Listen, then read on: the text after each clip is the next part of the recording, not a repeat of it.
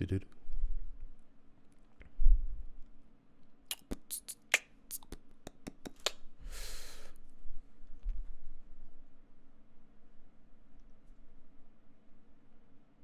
How's everyone doing? I hope that conversation was enjoyable and entertaining.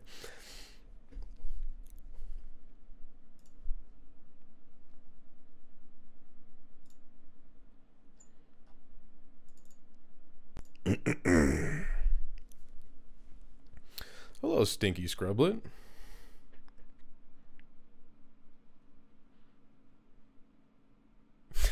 Attar DM's linked. Oh shit.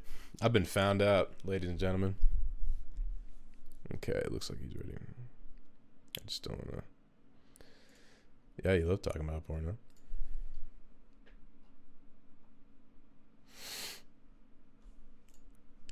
Yo, what's up? What's up, man? How's it going? What's been going on the stream so far? I've been away, so we've been talking about a bunch of random shit, from political pendulums to pornography to that's my specialty actually. Yeah, is it? Yeah, that's what I'm talking about. Yeah, I just watched Climax by Gaspar Noé. Yeah, dude, I fucking love that movie. I love Gaspar Noé. What were your impressions since you're fresh? Yeah, I mean, I'm very fresh, and I finished it about 30 minutes ago. Nice. Yeah, it was. For one, the opening was interesting. So something that I noticed about the editing is that whenever there's a cut, there was like a black frame or a couple frames of black to really sort of make you know that there was a cut. Right. And the opening with the lady in the snow. And I mean, I get it. It's like that's like a teaser, right? Because you're thinking, man, what's happening? You know, right? Why is this lady bleeding in the snow? You know, that's the white the makes it. That's the hook. Yeah, exactly. Yeah. And then all the interviews, and that's kind of like a getting to know the characters, sort of. But really, you get to know the characters after that first dance rehearsal, and the dance rehearsal was great. Yeah. I was really hooked in on that dance rehearsal. I was like, man, it was trance-like. It was yeah. I haven't seen that film in like a year. I only watched it once, and I loved it so much that I wanted to keep it what my memory was of it. Yeah, and probably I get that. Probably the next time I watch it, I'll be on some drugs. Yeah. Well, I was telling you in DMs a little earlier today that I watched Enter the Void while like wasted. Yeah. And I felt like I was like flying through Tokyo. You know? Yeah. I mean, that is that experience. You don't even have to be wasted to experience that. Yeah. Gaspar Noé is I love that guy. I've heard him in a couple of interviews that he has trouble getting funding for his films, which is I bet it's a damn shame though. That man is an auteur. But that happens though, right? Like with a lot of the best directors, have the most difficulty getting funding because their movies don't necessarily do well when they first release. Right. So so if anyone's listening in, they don't know who I am. I'm the Kino Corner. Yeah, sorry, I didn't do any introductions. You do a film analysis and review on your channel. Yeah. Well, I mean, it's a little bit different than film analysis and review. Okay. Like, sorry. So, yeah, I guess I'll introduce myself here. So I come from the world of film. Like I worked in Hollywood for years. So my angle on my videos is that it's looking at films through the eyes of a filmmaker. And also through the eyes of like a film historian, because I'm really big into film history. Okay. Yeah, and so like my beginner's guide to cinema is really just about the history of film, but my video on Halloween is really just all about how John Carpenter made the film for like almost no money, and the kind of the filmmaking tricks that you can learn from that, and and things like that. Although my video on the Truman Show is really about Baudrillard and his simulation. Yeah. Full disclosure, I've only seen your video on the Truman Show, and then the most recent, probably two videos. Doug Walker one. Yeah. That one was solid. So my Doug Walker one was Anyways, all right. So there's a little bit of story to the Doug Walker one. So back in December, so one of my friends is a YouTuber called Internet Historian. You probably heard of him. Yeah. Yeah. Yep. So anyways, so he had been working on the Gentleman Pirate for a long time, and I wanted to make a video just kind of showcasing it because I also have this idea, right? Like maybe I'm going off on like a meth fueled rant right here, you know, where I'm just like I got all these ideas, you know, like I'm just gonna tell you these ideas. No, that's you know, fine. but Hit us with it. Hit us with it. Yeah. But I trust me, everyone. The only thing I've taken today is wine. I'm drinking Pinot Noir right now, so that's the only thing fueling me. Nice. Yeah, nice. I'm a man of culture. You know, I used to live in Paris. You know, I'm big on the red wine. Oh, so. You mean Paris, right? Paris, oui, j'ai habité à Paris. But no, but so one of my ideas is that, well, I mean, streaming is becoming a big thing, right? Right. As much as I love cinemas, and I'll get into that a little bit in a second here, but I think that there is this untapped market for independent filmmakers on platforms like YouTube. Mm-hmm. You know, I think that like they have somebody like my boss, the gamer from Mars, right? If he was to like release a like a feature length documentary behind a paywall or something, he can make his money back pretty easily on something like YouTube, you know? Right. And I think that for like really kind of like these low budget, like new voices type of thing, YouTube is actually a good platform as long as they don't like take down right. Which is probably what I'll experience when I put my short up on YouTube. So yeah, I'm waiting for the day. yeah, exactly. So so anyway, so I wanted to start like this series on my channel that's maybe a bit of a lighter series. You know, I'm not talking about Kurosawa, I'm not talking about Ozu or vendors or something like that. I'm talking about, you know, other YouTubers, you know, and sort of keeping things like keeping things sort of local in a sense. Mm-hmm. So I started up the YouTube reviews where I review what I consider to be like feature films or films made on YouTube as a way to sort of be a critic, I guess, not just in the sense of being an asshole, but in the sense of like saying this is good and we should strive to do more of this, and maybe we shouldn't strive to do more of that. I mean, I'm coming from a filmmaker background, you know, and I like for me, I'm my own biggest critic, right? And you know, when people like watch my stuff and they tell me, oh yeah, I could have done, you know, you could have done this or done that, I'm thinking, yeah, I thought about that a year ago. I already thought about that like directly after or while I was thinking about it. Yeah. There's a reason why I didn't go down that route. Okay. Yeah, you know, and so like how I think of it is I'm coming from a place where I just want to like, I think that this is an untapped market, and I think that there should be people that kind of strive to make everything better. Agreed. You know, Agreed. So yeah. No, and I hope my filmmaker buddies, specifically Buddy, is watching, because this was when I started YouTube, it was kind of just like, fuck it, right? I need an outlet, but I've always wanted to be a filmmaker, and as I progressed through YouTube, I realized like this is probably the means that I have the most access to, and I wouldn't have it any other way, because I don't want to go to a studio and beg for money and be like, come on, man, exactly. I'll just suck your dick, dude. Just give me $1.2 million, right? It's a low budget film. It's okay. And I don't want to, I'd rather crowdsource, crowd pool, and then just film. I don't want, you know, I mean, no budget is not what any filmmaker necessarily strives for. That means you're hurting. And I would rather release it for all eyes to see than, you know, within a studio or distribution company. So I guess I'll use this platform to say that I'm releasing my first feature in about a month and a half. Fuck yeah. I did not know that. Okay. Tell us about it. So it's sort of like how I think of it as like Dazed and Confused, but transposed to the 21st century, to the 2010s.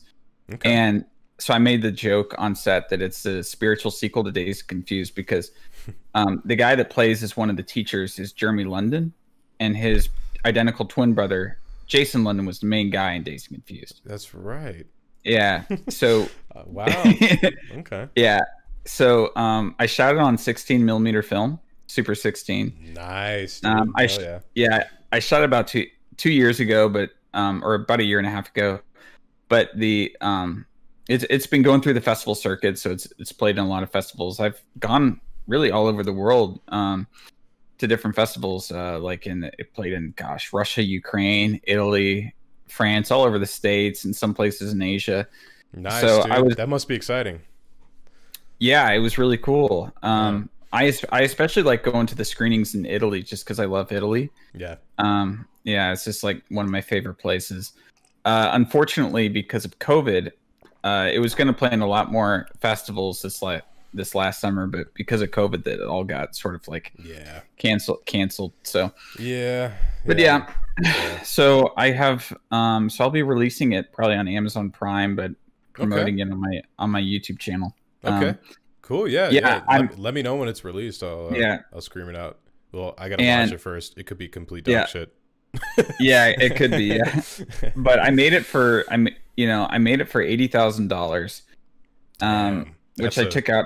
That's practically no budget for a feature these days. Holy shit. Exactly. And I got it from halfway through raising money from like local businessmen, and then halfway through bank loans, which I only just recently paid off. Good man. Yeah. Nothing like putting yourself into debt while just fucking you just have the cash. Like I gotta film this thing, man. Everyone's waiting. Everyone's the first line has been well, what happened was it's always been like I write a ton of scripts, and one of my jobs was I was a script doctor. I don't know if your audience isn't aware what a script doctor is. Basically, a script doctor is script writers, screenwriters would send me their scripts because they sucked and they needed them to punch it up, right? They needed somebody to basically go through and essentially rewrite everything to make it so that it didn't suck. Right.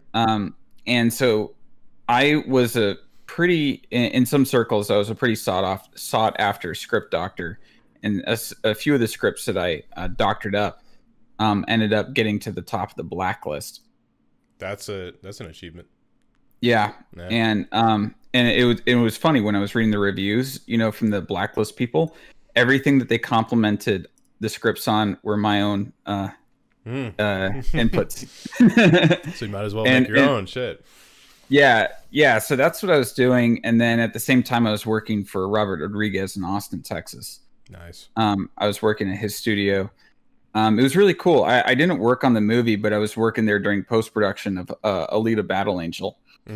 And he still had all the sets up. And it was really cool because you would walk outside and they made several city blocks worth of the movie. I mean, that's what $200 million will get you, right? Yeah. And it was like you're walking into a whole different world. I had to sign a whole bunch of NDAs. I couldn't say anything about it. I couldn't tell anybody that Alita Battle Angel even existed. It was like totally like closed off, like hush hush. No, anything that happens in the studio, it's like you can't say anything. I haven't seen that film yet, and I just see that James Cameron. He produced it. Yeah, and he's on the credits for a screenplay. That's dope. Yeah, that was a cool experience. And just after working with Robert Rodriguez, I was just really inspired just to go make my own film. Like, no matter how much money I had, I was like, I had written a lot of scripts, and I just kind of went through my script closet. And I was like, what script can I make for $80,000? And I just kind of landed on that one. Okay. It's more like it's kind of like Dazed and Confused. But I'm very, very inspired by Robert Bresson as far as how I film things. But it's also sort of like if you mix like Dazed and Confused with Bresson and maybe Fellini's I Vitelloni. I don't know if you've seen I Vitelloni. I haven't, no. I've only seen 8.5. Okay, yeah, Fellini is one of my favorites. I would say if you liked 8.5, watch La Dolce Vita. Okay. And if you want like the most crazy cinematic experience of your life, watch Fellini's Satyricon. Okay. Okay. Yeah, that's just I have that ready to go. Yeah, I'm waiting Yeah. on a good weekend to watch that. Yeah, that is just insane. I have the that Criterion Fellini box set that recently Criterion came out. comes in Yeah. clutch, man. Comes in clutch. Dude, I just bought 9 Criterion movies this last week. Holy shit! Yeah. A fellow big brain on the server. Apparently Criterion has their own streaming platform similar to Netflix. Yeah. I didn't know that. I use it so much. I bet. So I don't want to spoil anything, but a certain guy got me an interview with the famous director who has never done an interview on YouTube. And so I don't want to say anything. It's going to happen in a few weeks. I've been talking to him. Let's just say it's a director that's not exactly known for making the best movies, but he's very famous on YouTube. And you can make your own guesses. I'm not gonna. This is you kind of already you spoiled it. Someone just has to do the detective work, essentially. Yeah, exactly. I'll tell you. I'll tell you in the DMs right here. But anyways, the guy that got me, that got it to me, I gave him 6 months of the Criterion channel because I was like, "Fuck yeah, dude." Hell yeah. Oh, yeah, that's what I'm talking about. I can't wait for that to come out. There, let me look at the name real quick. So it's known as. Okay, all right. Yeah, that's cool. Yeah, that's cool. Yeah, so you see who it is. Yeah. It's not somebody who's like some unknown. Actually talking about somebody who. Do you know who Vincent Gallo is? Yeah, he did the Brown Bunny. The Brown Bunny. Yeah, that's what everyone knows him as. But he also had Buffalo 66. Yeah, my girl loves that movie. It's very like aesthetically it's dope, but yeah, everything that Gallo puts, it's just incoherent in my mind's eye. Like it just I don't know, it falls flat for me.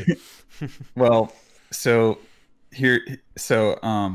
I have been speaking to Gallo. Nice. And the easiest way to talk to him, so he's friends with one of my friends, and I was like, so I was asking my friend, I was like, how do I get him to like respond to my DMs? He's like, just send him like thirst traps and he'll start talking to you. And it worked.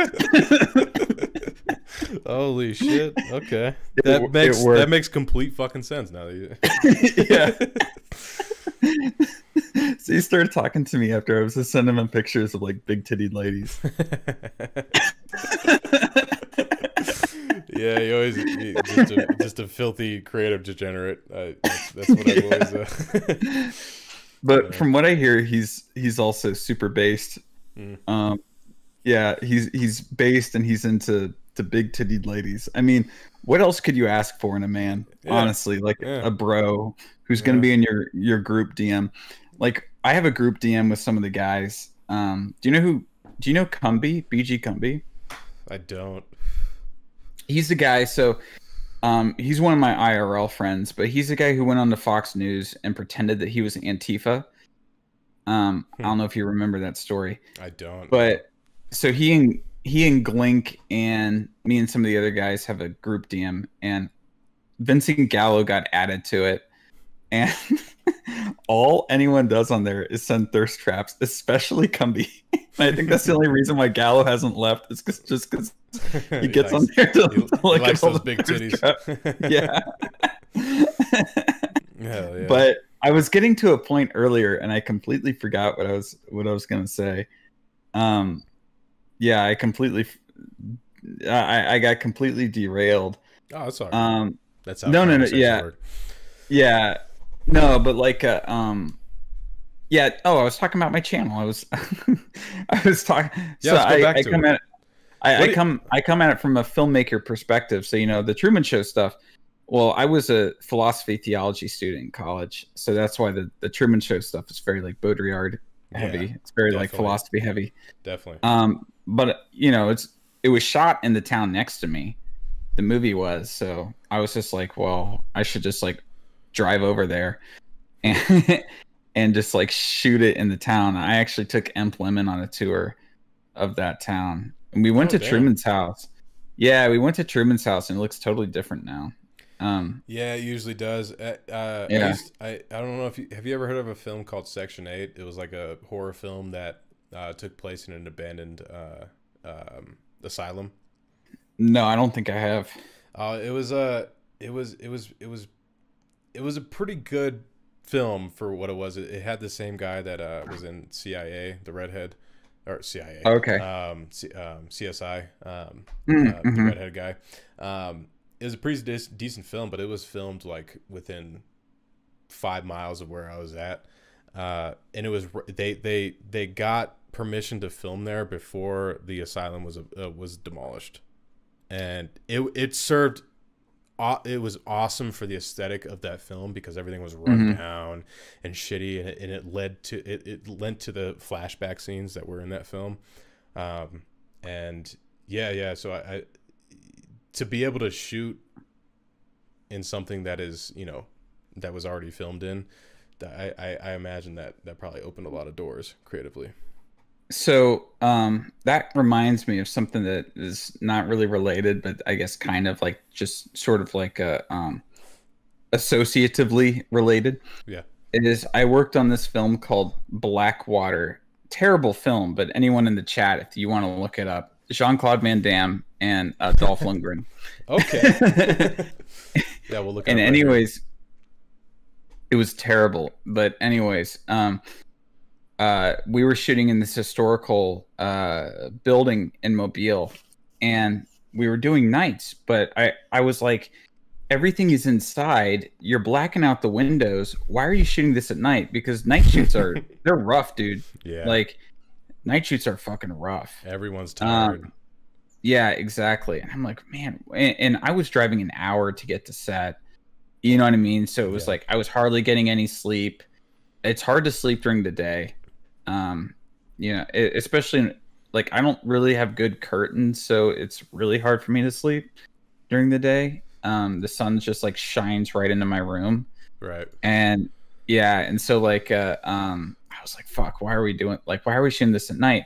But the reason why, and maybe I'll get in legal trouble for saying this, but I doubt it because all those people are fucking morons, is that the city of Mobile, it was a historical building. City of Mobile didn't want them doing like stunt work or like changing things up on the inside. So they were doing it at night so that inspectors wouldn't come by. Mm-hmm. So they were having squibs and doing all sorts of blood effects and stuff like that when the city asked them not to, but they were doing it at night so that nobody from the city would come by and see. Right. Now, if it was like, if I was working for someone like Herzog, I'd be like, fuck yeah, like, fuck the man, let's do it. But let's just say that it wasn't Herzog directing this. actually, so my boss, my direct boss, was the assistant director, and he is the guy that owns the rights to Slender Man. What the fuck? Okay. Yeah, and so they were making. I didn't even know that anyone owned the rights to Slender Man. Holy. Yeah, his name is like Lewis something or whatever, okay. And the other AD was named like Sarah Snow, and they both produced the Slender Man movie, that awful Slender Man movie. Mm-hmm. But yeah, he owned the rights to Slender Man. I remember that was in Redbox for a little bit. Yeah, that was bad. That was bad. Yeah. But anyways, I remember just working that, and one of the funniest stories from that is it's supposed to be on a submarine, right? Mm-hmm. And and so there's this scene where it's like Dolph Lundgren escapes from some cell in the submarine, mm-hmm. But it was just a set made inside this historical building, like in this little room with like super thin plywood.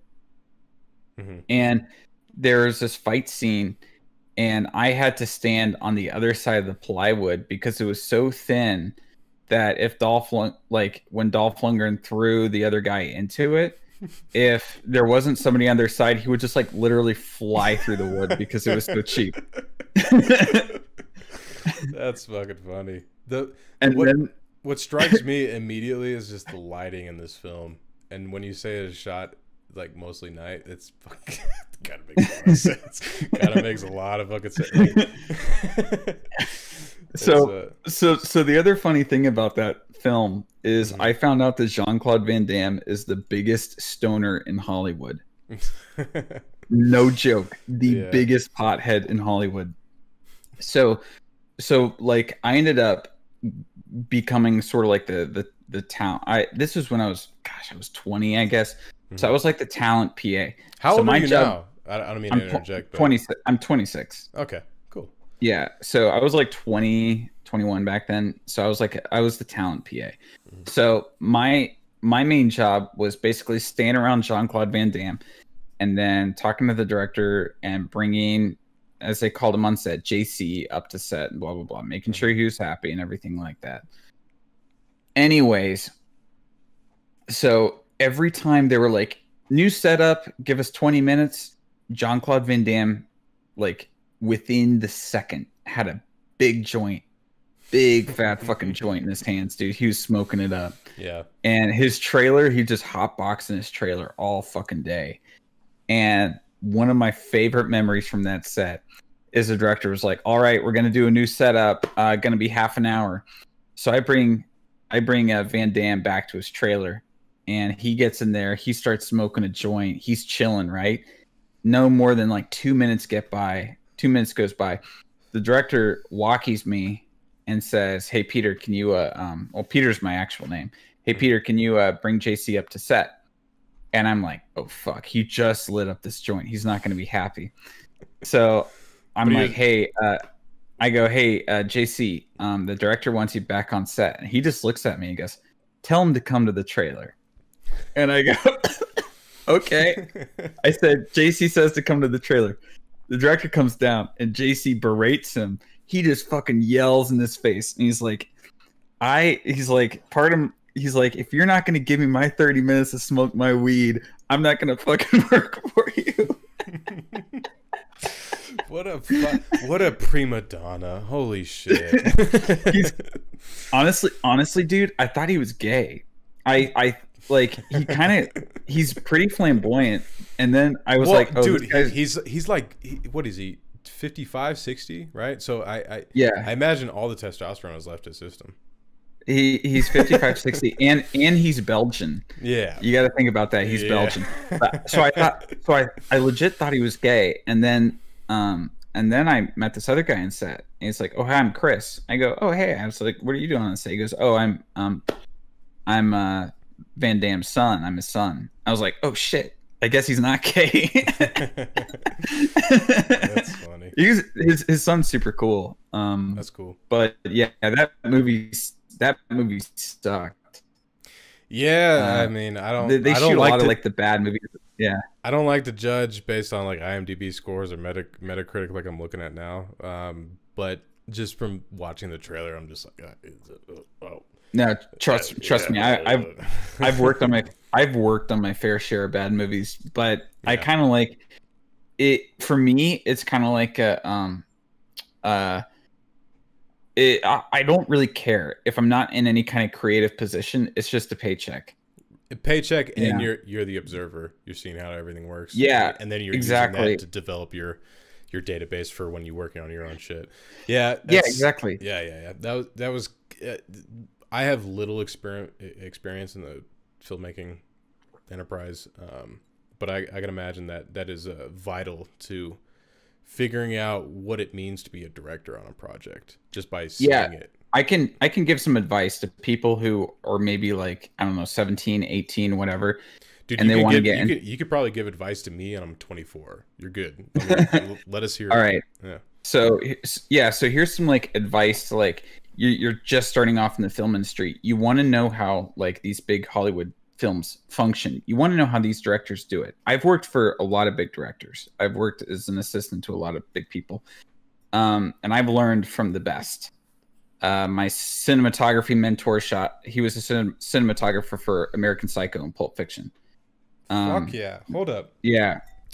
Andre Sekula. Yeah, dude. I love that guy's work. Yeah, super cool dude, based Polish man. Yeah. Not afraid to throw around a few slurs every now and then. Let me tell you that. Listens to Alex Jones, no joke. People in Hollywood are a little. That's why I know it, dude. He's a cinematographer at Reservoir Dogs. Come on now. Yeah, God Reservoir damn. Dogs too. Yeah, That's awesome. Yeah. That's fucking awesome. Hell yeah. My writing mentor wrote Speed, the Keanu Reeves film. Dude, that is part and parcel to my childhood. That fucking movie. Yeah. So my mentor wrote that film. So I've been taught by the best, and what they sort of imparted in me was this idea, like, just get onto set any way you can. Like, if you want to learn how a movie is made, get onto set any way you can. And now I've worked crew on a lot of things. I've done several different things where I worked in art department. I've worked in the camera department. I've worked in basically every single department on all sorts of different types of productions. But one of the things but I was working on commercials. Now, commercials are great pay. Yeah. Let me tell you, like, you know those Air Force commercials that you see on YouTube all the time? Mm-hmm. I worked on those. Yeah, I've worked on a lot of big commercials, big pharma commercials as well, as much as I really don't like big pharma, but whatever. Pay is great. Yeah. But to get onto like the big Hollywood movies, one of the things you can do if you're gonna, but you have to treat this right. You have to treat it right, is to be an extra. Now, being an extra is not something you should make a career out of, and it's not something you should do for that long. Mm-hmm. Because if you do it for too long, people will know you as an extra. Right. And it's going to be hard to move up. But it's really good if you want to get onto a set and you want to observe how they light things, how they position the boom, how, what kind of equipment do they use? How does a director work with the actors? That is like literal, you're being paid. You're not being paid that much, but you are being paid to get onto these big Hollywood sets and see how they're made. Right. And if you treat it like that, you'll learn a lot. But don't do it for more than a year. If you do it for more than a year, you'll be known as an extra. You won't be able to move up. Imagine being typecast as an extra. Yeah, some people are. There are some semi-famous extras. Yeah. There's one guy that's been in, gosh, I don't know how many films, but yeah. And another thing is that if you're an extra in a film, don't put it on your IMDb page. It only looks bad. Right. Yeah. So for you, as like working in the art department, or all the other positions that you have, are you on, like, did you get credits as well, or did you try to opt into, like, no, I don't want that because I want to be the known, like, in the database as a director? So on period. On a lot of stuff, I opt to not have a credit. Yeah, I would imagine I'd be the same. Yeah. Because I want to keep my IMDb profile pretty curated to just my own creative works. I don't want to be known as a guy who worked on this film or that film or whatever, as a PA or as an art department or whatever, because also when people look at that, they're like, man, he kind of worked in like all the different departments. He's not specialized. Right. Maybe he's not the guy that we want. Right. And really the thing is that I'm just a total nerd when it comes to everything filmmaking. And I soak up everything that I, everything that I read, everything that I learn. But, and I can exist. I can work very well in all these different departments, but, the thing is that a lot of producers are midwits, so it's hard convincing them. Honestly, yeah, I've met a lot of these producers. Gosh, a lot of them aren't very smart. Why do you think there's so many shitty movies out there right now? You know what I mean? Do you want to go into that? Because yeah, I'll go into that right now. Okay, so Nomadland fucking sucks. Yes. Okay, thank you. I heard you talking about this in the stream, on your stream. I like Nomadland. I did not like it. I thought it was very superficial. But I thought, for me, like, to use just adjectives, it perfectly encapsulated the fleeting and diasporic nature of what it means to be a nomad, and the context of the effects of 2008 and 2009 economically on a lot of different middle-aged and older people. That Yeah, that was very personal. It was very personal. at the And same time, but I want to interrupt you. At the same time, it romanticizes this way of life in which people basically are homeless and they shit in buckets. It does romanticize it. And I'm I like, don't think it romanticizes it. I think it just tries to delve into what is the visual narrative of the reality of this, where someone is left to their own devices without. I mean, society has basically you're no longer a part of the labor market. So yeah, you know what I but mean? yeah, so but here's the other thing, and maybe it's because when I watched Nomadland, I was really diving deep into Pasolini and reading a whole bunch of Pasolini stuff. So that may have Um, colored your it viewing of might it. it might have colored it because I was reading a whole bunch of commie propaganda, but no, but this is definitely something I noticed in Nomadland. I would have noticed it anyways. Not that I'm a communist. I don't even know what my politics are, if I'm going to be honest. But um, it's like, so they're living free from society, right? But they're in cars. They're in these industrial machines. They're living off of processed foods. Like she's eating like top ramen Yeah. all the time and whatever. Working at Amazon warehouses to make their money for the year. Mm-hmm. It's kind of like it, it makes it seem like they're free, but at the same time they're still essentially a corporate slave. Right. Like, and that's how I was think thinking. that had to do with the narrative of the film too. Like that was take it at because you're so ostracized from the labor market. It's take it as you come. Take it as it comes. Apparently I'm having audio difficulties, so let me jump out of the call real quick and try and Okay. solve it roll time. Sorry about that. Okay. No problem. Cool. I don't know what that is. We shall see.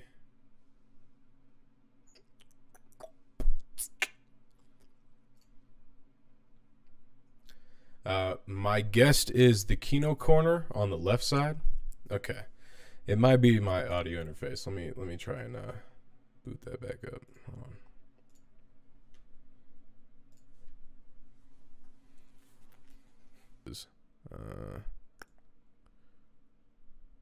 Still distinguishable. Okay. Can you hear me? Maybe I just turn up my gain a little bit. I'll blow out your eardrums, but everyone else will be able to hear me. Hey, whatever works. Can you guys hear me better now? I guess I'll have to wait because the latency is sort of, Right. There's a little bit of time. Time not just between them being able to hear me, but them being able to put thoughts together, and then get the will to type it out in chat.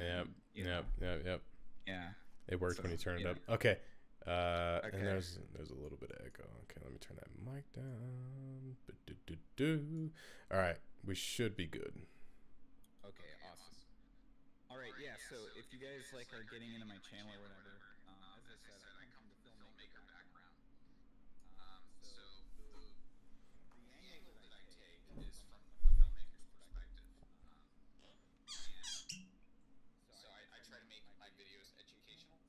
Like that's a big part of it for me, is actually giving good advice, because basically what happened is that I started my channel just as honestly just as some random thing. It was when I was about to make my first feature, and I wanted to just make these little projects for myself to get me used to editing pretty frequently, and to learning more about Premiere Pro, and then also to learn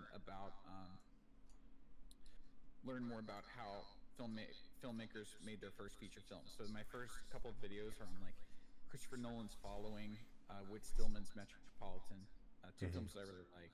They're debut films, and so I just kind of made these videos about how they made it, and it was just these little projects I gave myself, just as a means to teach myself, and to get me ready for making my own first feature. And then when I was making my movie, I completely ditched my YouTube. But I came back and I saw that my videos had some like several thousand views. And like I hadn't even touched my channel in several months or maybe even a year at that point. And I was like, holy shit, maybe this could work out. You know, it was the carrot. It was a carrot on the stick in front of me, but the big stick of Susan Wojcicki behind me that I didn't know existed quite yet. Yeah. And so it just kind of turned. So then it turned into like me making some videos, and then I had a lot of issues with copyright because I was making stuff about film, but I didn't know how to evade copyright bots. Yeah, but most of the time, if you're commentating on it, it still falls under fair use. It just doesn't. Yeah, it doesn't matter to their systems, even if you do appeal it and dispute it. Yeah, even if it doesn't matter. It like that's the thing. It's like it does not matter. And I learned that the hard way. And so I made a whole bunch of videos on Decalogue, my favorite show of all time. It's a Polish show. You should check it out. It's really good. Okay. But anyways, I think it's like the highest rated TV show in Letterboxd. But anyways, and a few of them got copyright claimed and blocked. And even though I disputed it, they said, no, it's not fair use, even though I was commentating over everything. And I just kind of gave up, like, you know, because I put time and effort into it, and it's just sort of disheartening to like have some random person, you know, tell you no one can watch this. Yep. And disembodied voices a little bit. Yeah. Yeah. Yeah, exactly. And it was super disheartening. And I just kind of gave up on YouTube. I was like, you know what? This isn't worth it. Right.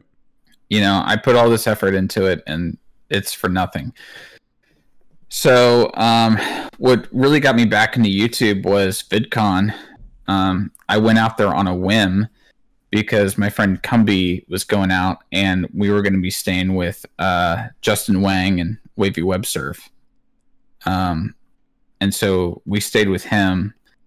Or we stayed with those guys for the weekend of VidCon, and I got to meet everyone. And it was actually Tim Pool's brother that he's got a brother.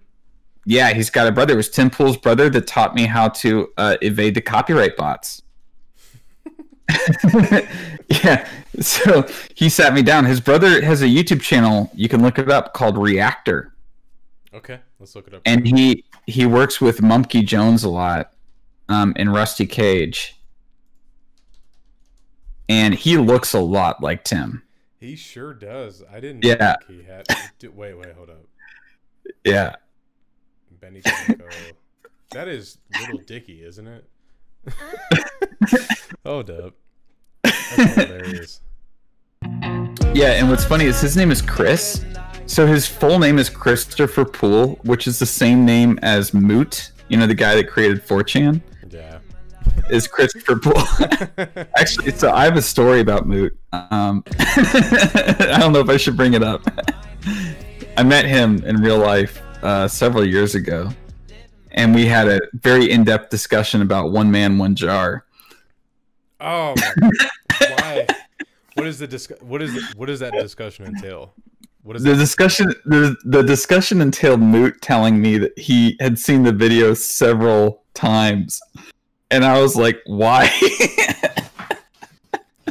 Trying to analyze the structural defects of the jar itself, or what? I think he's just a degenerate. Like, honestly, but I was like, "Yeah, you're a weird dude." but yeah, no. So Reactor like taught me how to evade the copyright bots, which is very important if you're a YouTuber to know that. So what are the deets? How do you evade the copyright bots? Do you do what I do and just fuck it up beyond comprehension? No, I mean you can tell that I don't fuck it up beyond comprehension like you. No, I mean it's actually pretty simple. If your clip is less than 10 seconds long, the copyright bots won't detect it.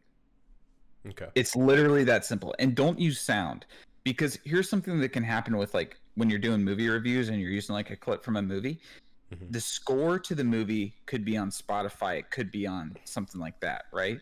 So if the score is there, Content ID picks it up immediately. Content ID picks up, because Content ID picks up audio much better than it picks up visuals. Right.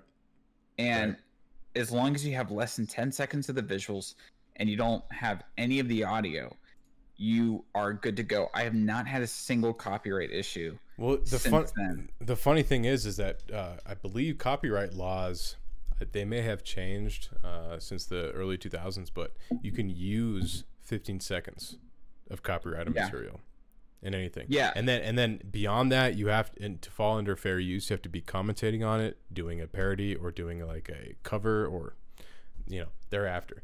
But by and large, you can use 15 seconds. Yeah, but the thing is that a lot of these bots that pick it up, and that's the thing that I guess a lot of people who aren't YouTubers don't understand, right? Right. Is that if you really need to get this video out at a certain time, and say you get it out the night before, and then a bot picks it up, it can fuck up your release schedule. And if your release schedule gets fucked up, then your place in the algorithm can get fucked up.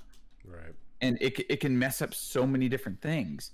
And it's literally just because, and it might end up going in your favor, but in the end, it's almost like it doesn't matter. It's like you already lost so much money fighting this, so much money that you could have gained by having the video out sooner, by having the video out in a more timely fashion, so that I don't know. And it's also just a headache, right? It's a major headache. Like, you don't want it to be like you just finished this video, you just put 100 hours into this video or more. Because I know, like, you and usually more, usually more, like you and I, like, I mean, you put a lot more like shit into your, like visuals into your videos than I do, but I spend a ton of time on my videos. I mean, I read like full length books. I do tons of research into everything, and it's always a huge ordeal for me to make a video. Same, and you put your videos out more than I do, so yeah.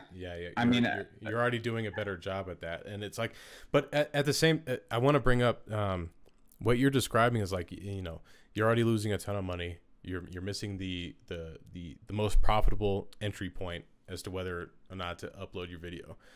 I'm not sure if you looked into the statistics, but YouTube itself is making an arm and a leg on top of the creators. So the money that we get paid out is substantially disparate rather, in comparison to what YouTube gets. And I get YouTube is a giant platform, hosts a lot of shit, but at the same time, like, the level, it's all automated on their side because of the man hours that were put towards that. But the level of disparity between payout is extremely suspect. Even with your channel, like sub 10,000 views, it's still disparate. Yeah, and it's like my best performing video as far as CPM goes is my Citizen Kane video, which is a $9 CPM, which is like really good, and that's really good. But the thing is, it's like, if you're thinking about this, and this is why honestly it's hard for me to even justify being a YouTuber sometimes, and I'm just like, maybe I should just like hang it all up. But with somebody like me, like, I have to constantly be creating something.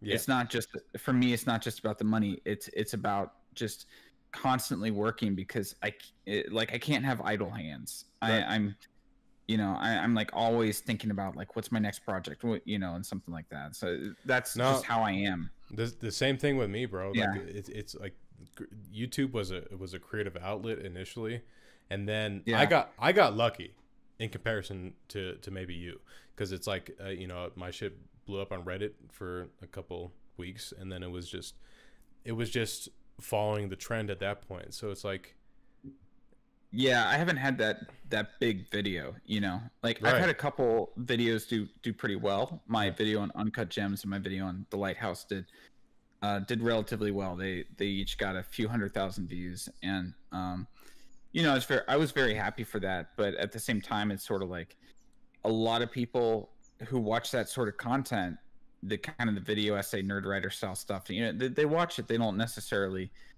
attribute. They don't really subscribe. I mean, I guess that's really Well, I the way to mean, put it.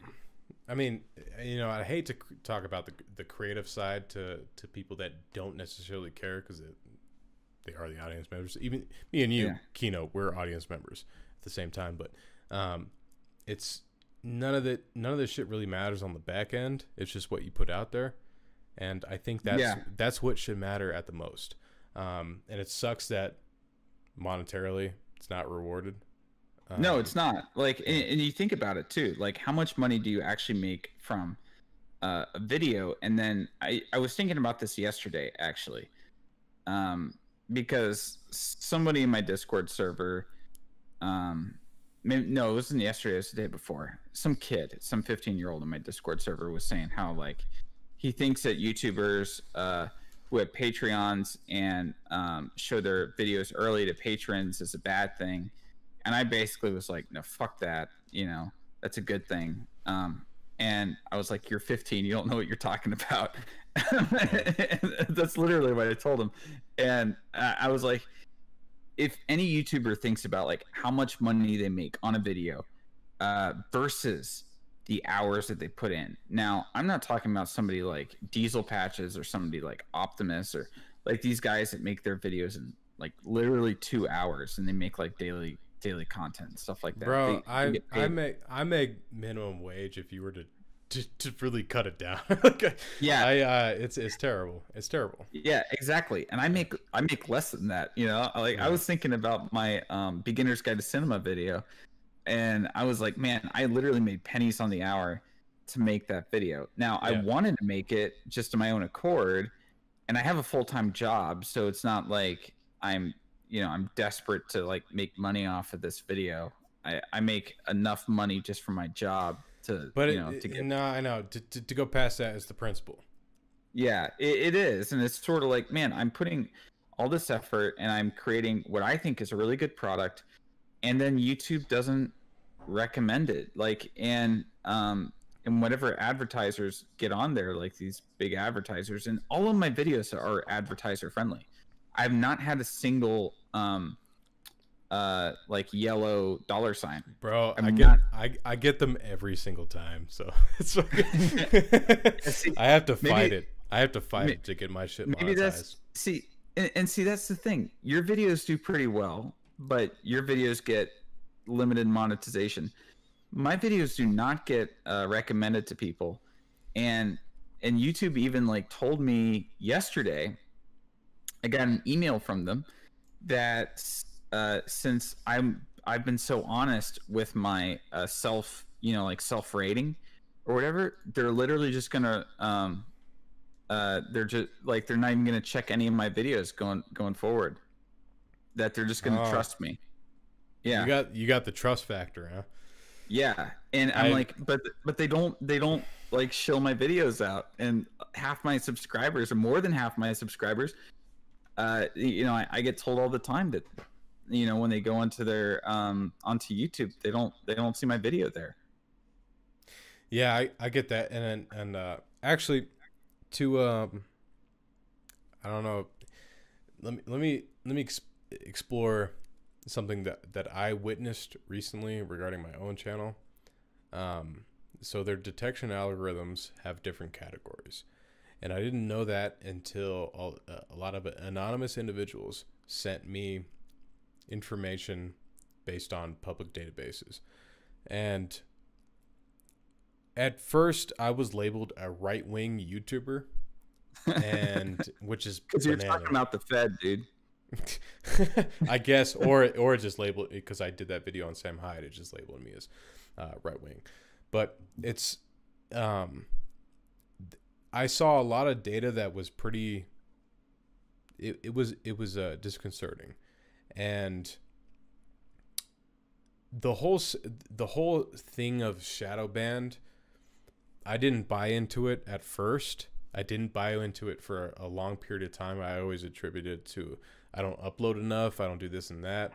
And that is the case as well. I think that's half of the case. But there was also an algorithmic categorization of what my channel was actually about that decreased views in the sense of when it wasn't profitable for the platform that I'm on. And Yeah.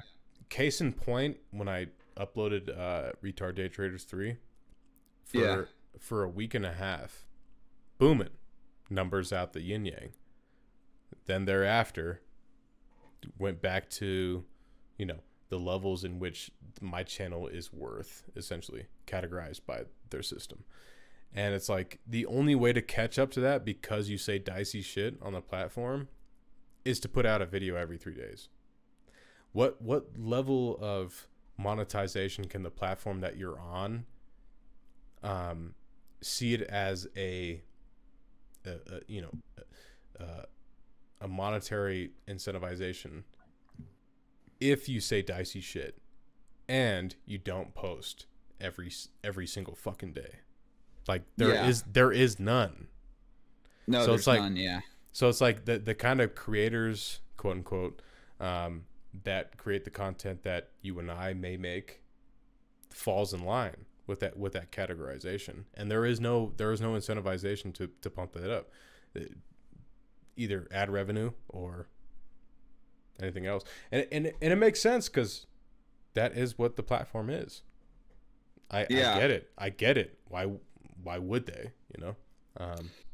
Yeah, but even then, and I was having this discussion with somebody on my last stream. Well, not my last stream, because my last stream is earlier today, but my other stream 2 weeks ago, is that my channel, okay, so if you were to compare my Twitter to my YouTube channel, it's night and day. I could definitely see my Twitter getting suspended, but my my YouTube channel is clean as a whistle. I don't really say a lot of dicey shit. I don't know. I think of myself as fairly like an intellectual. Well, until you do that video on Salo. Until I do that video on Salo, which will come out next week. Yeah. So, which I love Salo. But here's the thing. So I actually just sent a copy of Salo to Justin Wang. I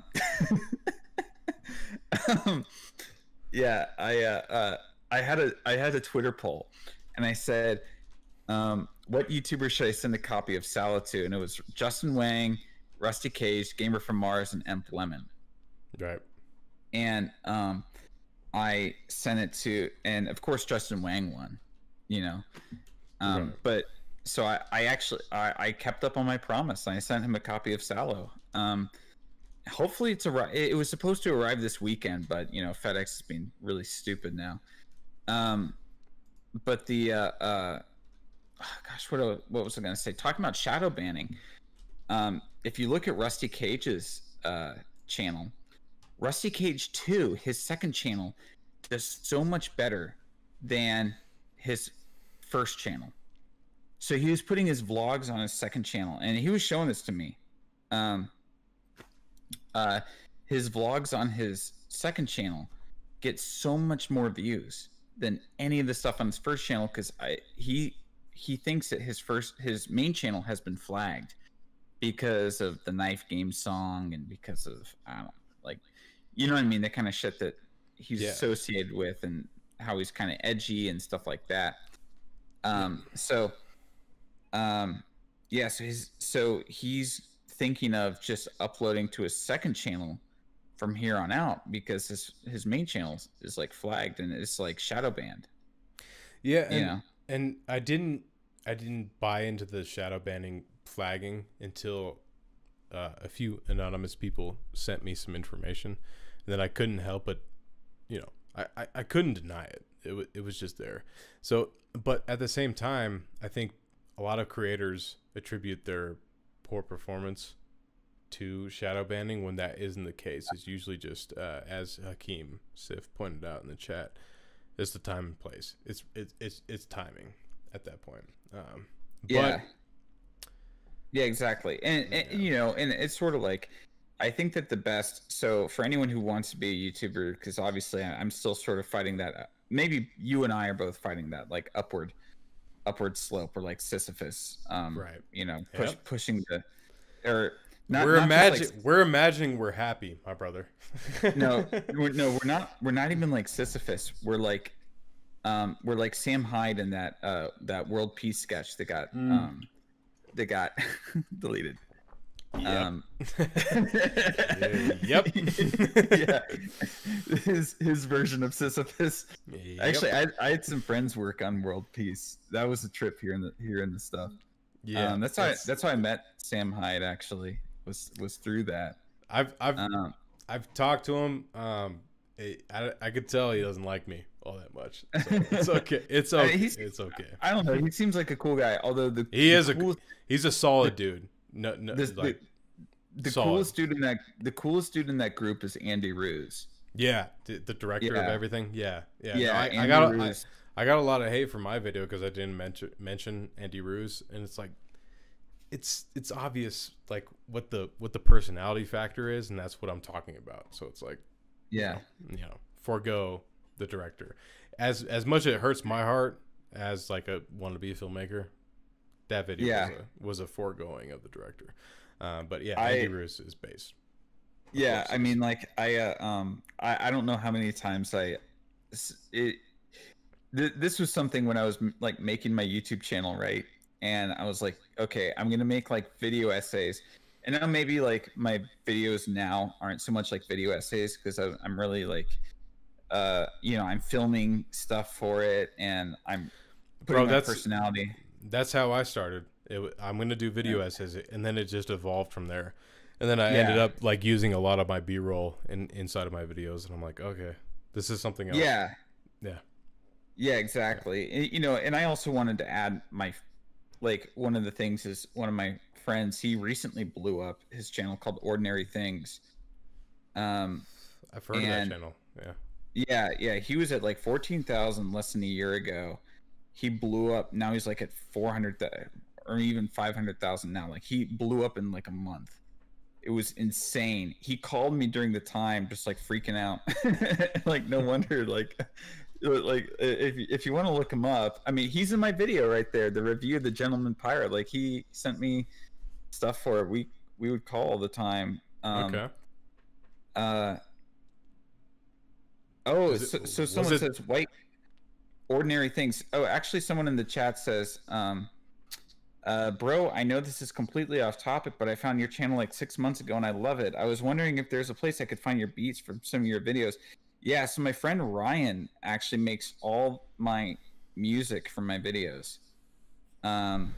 He lives I hate to cut you off, but I think he's talking about my shit. Oh, your shit. Oh, yeah. So wait, Ryan, no as in Nightmare Expo?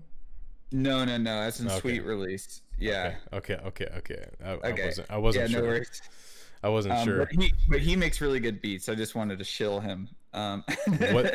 What's his channel name for everyone? Well, he doesn't have a channel. He has but his Twitter is called Sweet Release. Okay. He makes really good. He's a really good producer. Really good stuff. But Ordinary Things. Yeah. Oh yeah. He says Kino Corner. I love your content too, bro. But I was talking about Attar. Sorry about that. I just get too into it. But no. All the beats that I make in my videos are mine. Like you can find it. You can find it on Patreon. Every beat and music score that is in my videos, you can use royalty free. You just gotta sign up to Patreon. So nice. Yeah. Awesome. I might sign up then. Do it, dude. I got a lot of shit up there, bro. Like you can use whatever, royalty free. I don't give a fuck. Just as long as you get in that, I think it's tier 2. Yeah, tier 2. You get access to the Google Drive of all my beats. Maybe I'll be a tier 3 sub to Attar. Yeah, then you could read my book and a few of the other things that I've written. So. I was thinking of writing a book. Okay, so I want to pitch a book to you.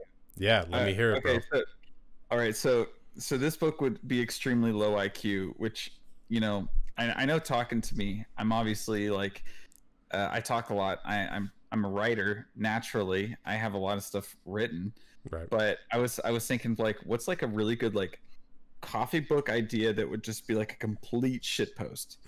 Um, and I was thinking, what if like in a year from now, I make a coffee book of all of my beautiful woman tweets from Twitter. And I call I don't know if you know about my beautiful woman tweets. I've seen your tweets. I can only imagine. Like, Actually, I'm actually kind of proud of one that I said yesterday. I'm gonna find this one. I'm pretty proud of it, and maybe I shouldn't be proud of it, but I think it's a really good pickup line. So if any of you guys are trying to get women, this is something that if you say to a woman, guaranteed to get you laid. I gotta find it really fast, so I'm gonna be scrolling down a lot because I tweet like crazy. I honestly I tweet like a schizoid. Uh, maybe that's not good, but oh yeah, I'm going through my Twitter and Nomadland DP calls out Quentin Tarantino for slamming digital cinematography. Look, I know some of you guys might like digital cinematography, but honestly, I'm a total film purist. but you cannot negate the fact that from 2010 to like 2016 was the digital photography renaissance in filmmaking. Yeah, but then after that, it went back to it fell off a little bit. Yeah, yeah.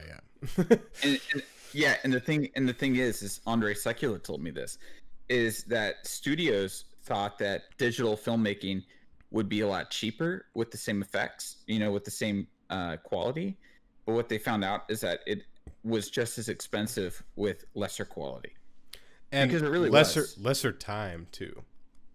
Yeah, that's the fundamental point. I think that's why the digital renaissance worked, because the time it took to get it to print to screen was almost cut in half. All right, guys. So here's a really good pickup line that I used on Twitter yesterday. You guys want to hear it? I said, just hit him with it. I just threw out my pillows because I want to only rest my head on your soft, supple lady lumps each night. Oh, how then I would have the sweetest dreams. That's too much, bro. I would go with girl at the grocery store looking for like slices of meat. Hey, do you have a boyfriend? Yeah, I do. Do you like him? Actually, the funny thing is that the girl that I tweeted this to, I know very well, and we have like this, and I sent it to her beforehand. And the joke is that she has people who will see my tweets at her, me being like this like super kind of like weird simpy kind of person, and they'll like text her like going like, there's this weird guy tweeting at you, like super concerned, but she knows that I'm gonna say it, and it's all like this joke just to get her friends all riled up. So silly. Yeah, very silly stuff. Yeah. But yeah, so that was my idea for a book, is to take all my beautiful woman tweets and put them into this coffee book. Kind of like Wint, like drill. Yeah, kind of like drill. Yeah, exactly. Okay.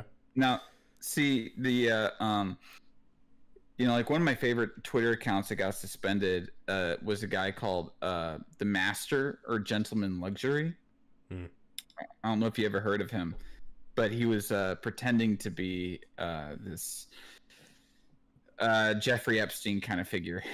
So he got suspended, but he had the absolute best tweets. It, of course, is what normally happens. I don't know if you saw what happened Saturday night, but they suspended tons of people, including my man Eggy. Eggy got suspended. Eggy got the boot. And the thing is, he doesn't even do anything that edgy on Twitter. Right. He doesn't say kill all the Jews. Yeah, he doesn't say shit like that. Like his fans might, like, I mean, like, we know what his fans are like. I mean, I'm one of his fans, but you know, that being said, like he's got a similar fan base as like $1 Million Extreme and stuff like that, but he himself is not edgy on Twitter at all. I mean, he's really not that edgy of a dude. And yeah, he got the boot. I mean, which is kind of, like, it really scared me. For one, I was kind of pissed because, you know, that's the way that he and I would talk, and it's like, oh my god, like fuck you, Jack Dorsey, you know. But at the other time, it's like, man, if Eggy could get the boot, and he's just like a normal dude that's just like enjoying life, you know, and just having fun and like drinking and partying and streaming and stuff, then like anyone could get the boot. They could say that you're too far out there for anybody. And you know, I think that that's sort of the you know, whatever they say is the extreme. You know, they said Alex Jones was the extreme, and then after that, you know, it just kind of gets what is extreme? Like even Alex Jones isn't even extreme. There could be what comes to mind immediately is so much more extreme than what is happening right now in the thought space. You know what I mean? Like what is being labeled as extreme and being aggressively, you know, targeted and attacked as to getting off basically the deplatforming process. And yeah, I don't remember Alex Jones trying to like deplatform tons and tons of people that he didn't agree with and stuff. In fact, Alex Jones built a church, a Branch Davidian church, you know, after the Waco incident. Like, he's done a lot of, you know, he's actually done a lot of good stuff. Obviously Richard Linklater is cool with Alex Jones. You know, he was in A Scanner Darkly, and he was in yeah, that's right. That's fucking right. Yeah, he was the guy with the megaphone on the corner of the street, like. Exactly. And you know, and it's kind of like I mean, he's a conservative. I wouldn't even say like right wing. I wouldn't even say conservative. He just seems to be the guy that is aware of all the conspiracy theories that have came to the fro. Like, yeah, you know what I mean? Like, that's the thing though, right? Is I remember there was a point in my life, maybe I was like 17 or something like that, and my friends were all telling me these conspiracy theories, and I was like, that's bullshit, dude. Like, not about the NSA spying on us and stuff like that. And then it happened. And then it came out to be true. And then it's sort of like, I read more into, you know, and around that age, I was reading more into things like Ruby Ridge. I was reading more into things like MK Ultra, MK Naomi, Operation Paperclip. That's how you go down the rabbit hole. Yep. Yeah, exactly. I mean, Werner von Braun was an ex-Nazi. You know what I mean? And you know, all part of Operation Paperclip. I mean, Doctor Strangelove is a very red-pilled movie. Yes, it is. That's why I love it. What do you think about the conspiracy of Eyes Wide Shut? And the conspiracy of Eyes Wide Shut. Oh yeah. So actually, you know, Eyes Wide Shut and Salo, I think are pretty well, Salo, because okay. So the mafia killed Pasolini. Yeah. Okay. For sure. Right. But what is the state of the US? Yeah, the state of the US, I don't think it's all that different. So yep. Yeah. Yep. Yeah, I mean, like when you think about like who controls us, and I've tried telling this to a lot of people, right? And this is why I said earlier, I don't even know what my political beliefs are, and maybe I'll be like labeled an extremist or something like that. Bro, you got to get like me and just say monkey. I just eat the banana. I love it. It's a good banana. Yeah, I just let everything happen. Fuck it. Return to monkey. Yep. Yeah, I'm totally about that. Yeah, no, but I mean, like, I try telling people that, like, for one, it's so funny when I just get into a chat with like my friends and stuff like that. And now I'm normally known among my friends groups as a contrarian. I'm normally known as a contrarian, so sometimes they just think I'm just like saying stuff to be the devil's advocate. But see, that's a great thing, is that they won't label me a fascist, right? Because they just think I'm just fucking around when maybe I'm actually being serious.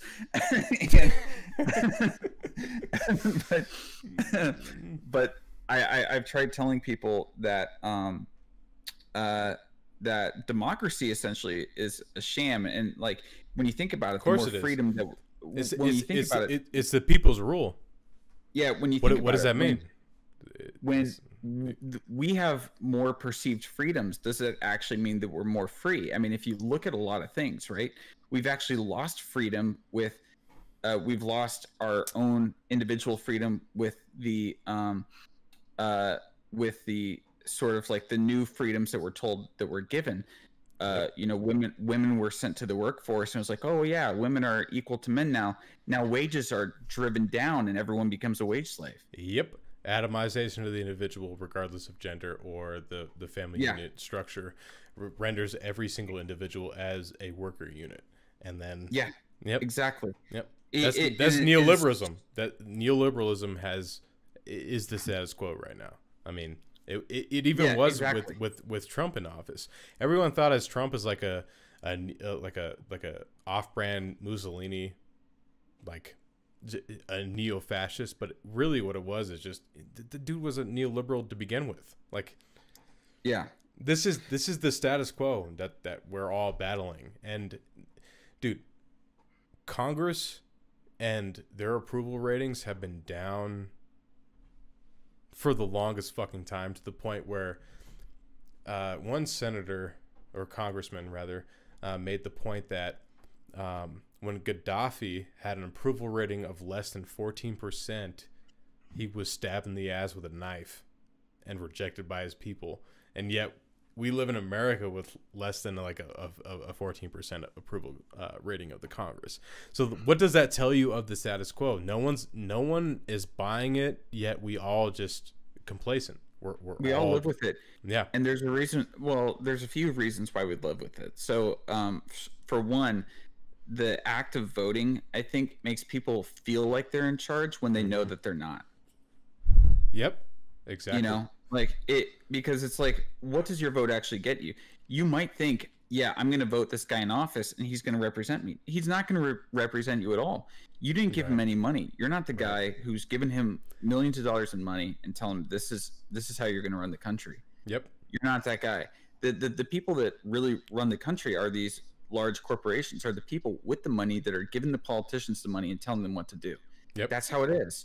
That's how it's been for a long time. Yep. If you remember what George H.W. Bush said, he said the people would have them tarred and feathered if they knew that what they were doing. Yep.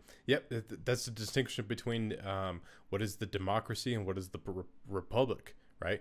The founding fathers created a republic because they knew the dangers of democracy, which is people's rule, meaning state rule, because people are the state.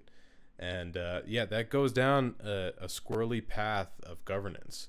And we're all being told we're all being told the story of what democracy is, yet none of us are buying it, yet we still participate in it, which is and people act like this like this election, whether or not I don't want to get your YouTube channel taken down or whatever. I don't give a fuck, dude. The questions around this past election, people act like this is something new. If you look back to JFK versus Nixon, it's like this is something that actually happens. It's happened before. Yep. And dude, in 2000, Al Gore and George Bush, the Florida miscount, same thing. Yeah. Actually, it was my county. It was your county? Yeah, it was in my county, yeah. So I know that very well. Oh shit. Yeah. Maybe it was they would drag us out in the street and beat us to death. That's right. I mean, I'm kind of just going off the top of my head here. You know what I mean? So I might get some stuff a little bit wrong, but the ideas are right, the sentiment is there, and that's what everyone kind of agrees upon. Yeah, we just don't say it in public. Yeah, and you think about it like this too: the U.S. Army gave syphilis to black Mm-hmm. to black people just to see how it would go. They literally let all of them die. And not to mention the heroin escapades in the 80s and 90s, to bring heroin into neighborhoods where Black Americans were essentially living and existing in, and then the crack epidemic of the 80s and 90s. And we don't want to go into that because we will get taken off the fucking stream. yeah, exactly. I mean, why do you think we had so many drugs in the 80s? There was a certain large entity that was highly incentivizing drugs to get into the streets of the U.S. I don't want to say who, but let's just all remember one fact. It was I'm going to say this, Nazis from Operation Paperclip that essentially founded the CIA. So you're fucking damn right. Yep. And then we wonder why human experimentation happened less than 10 years later with things like MK Ultra, MK Naomi, and all these weird things. We're getting too based, so we're gonna why we're gonna go somewhere else. Yeah, let's talk about movies. Let's talk about movies here for a sec. I was gonna talk about Eyes Wide Shut. You asked me about Eyes Wide Shut. I'll talk about Eyes Wide Shut. Okay. So, I think that it seemed like a conspiracy right at the time, 1999, 2000, that Eyes Wide Shut came out, that like all these rich people were in these giant orgy sex parties. But if you know anything about history, you know that that's not even conspiracy. If you know anything about like papal history, with like the Borgias and stuff like that. That stuff was common. And that was common as fuck back then. Stuff like what happened in Eyes Wide Shut. So it's kind of like if this happens nowadays with post sexual revolution, post this kind of like postmodern society that we live in, or whatever you want to call it, meta modern, maybe we're past postmodern. I call it postmodern, and I like that. It fits with me. I think postmodern. When I think postmodern, I think like 1960s. The same. And I think that we're sort of past like the internet sort of made a new the toilet art piece and the recontextualizing of what the toilet actually means. Yeah, that's postmodern in like the 40s and 50s. We're beyond that point. Yeah. So I mean, with this kind of like where sexuality is more open in a sense, it's I mean, I could definitely see these kinds of like big orgies, big sort of like sex cult type of stuff happening. You even saw that with what was it called, NXIVM or something like that. Well, the guy who's on that Small World, was it that TV show Small World, had the sex cult where everyone called him like daddy or something like that. It's vaguely familiar. I'm trying to recollect. I don't. I'm sure someone in the chat knows, like NVXIM, or it was something like that. Well, even in the previous conversation before you joined, we were talking about decadence. Yeah, exactly. Well, someone says NXIUM. Yeah. So anyways, so it's like you pair this sort of meta-modernist society, post-sexual revolution, age of decadence in the American Empire. And it's like, of course, I can understand that some of this, like something like that would happen. It seems completely realistic. It doesn't seem weird at all to me, honestly. But it seemed weird to a lot of people until recently with the whole like Epstein stuff, and it was like people just thought that couldn't happen. And I guess because and now it's in the public conscious, like the Epstein, it's a meme. Epstein didn't hang himself. Like it's literally there. Like everyone understands what it is now. They just don't understand the details. And with that, I gotta take a massive piss. I'll be right back. All right. So all right. Kino. I'll talk to the chat. I'll talk to the chat here. Yes. So someone says decadence isn't new. Goes back to Akkad and the cult of the golden calf. I'm not saying that decadence is new. Decadence is not new at all. Sexual magic is as old as humanity. Yeah, No, I'm not saying that decadence, and of course sex is like everyone has to have sex, right? um if no one had sex, then there would be like no new generations, and everything, and none of us would exist if people in the past were as prudish as we might think that they were. But they, but they weren't. People like sex, people like to have sex. I know I do. um but no, I'm talking about I'm referencing I think it's the decline of the West, that goes into the phases of empires, and the final phase, the final stage of an empire is the Age of Decadence. And it's marked by increased immigration, open sexuality. It's marked by a few things. It's an interesting read. I mean, it's a big book if you want to read it, but that's really what I'm talking about when I'm talking about decadence. I'm not talking about decadence in and of itself. I'm talking about that stage of an empire.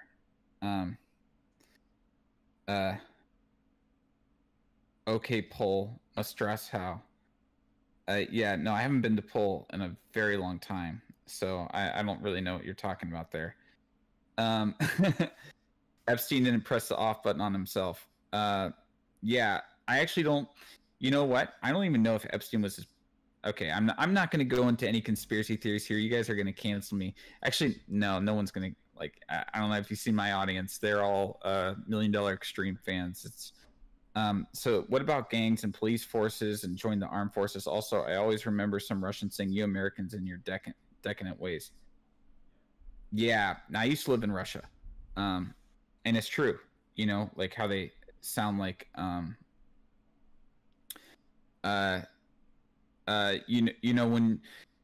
I don't know, it's weird. Like, so I used to live in Europe, and it's strange because in Europe people are more open, right? People are more open about the sexuality. People are more open about that kind of stuff. Yet they're not as, in my experience, they're not as degenerate as people are in America. America people tend to not be as open in conversation and sort of, in that respect about it, but also tend to be a bit more sleeping around a lot more.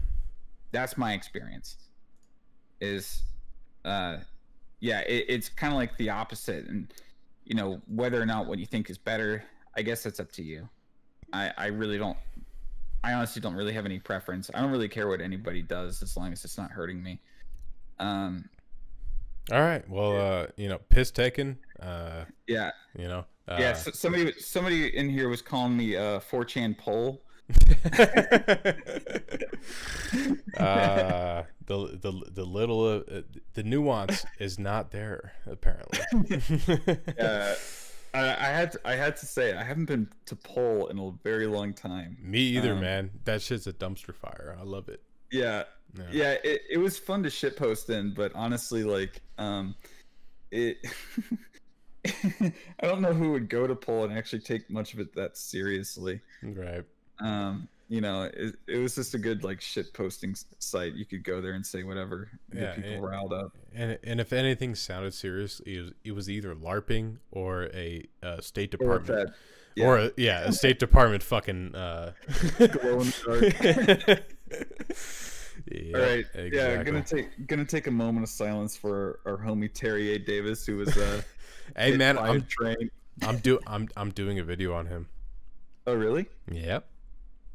I can't wait. It's gonna be mainly about the reality of mental illness and schizophrenia, but also the story of Terry Davis as like a poetic, not prosaic affair.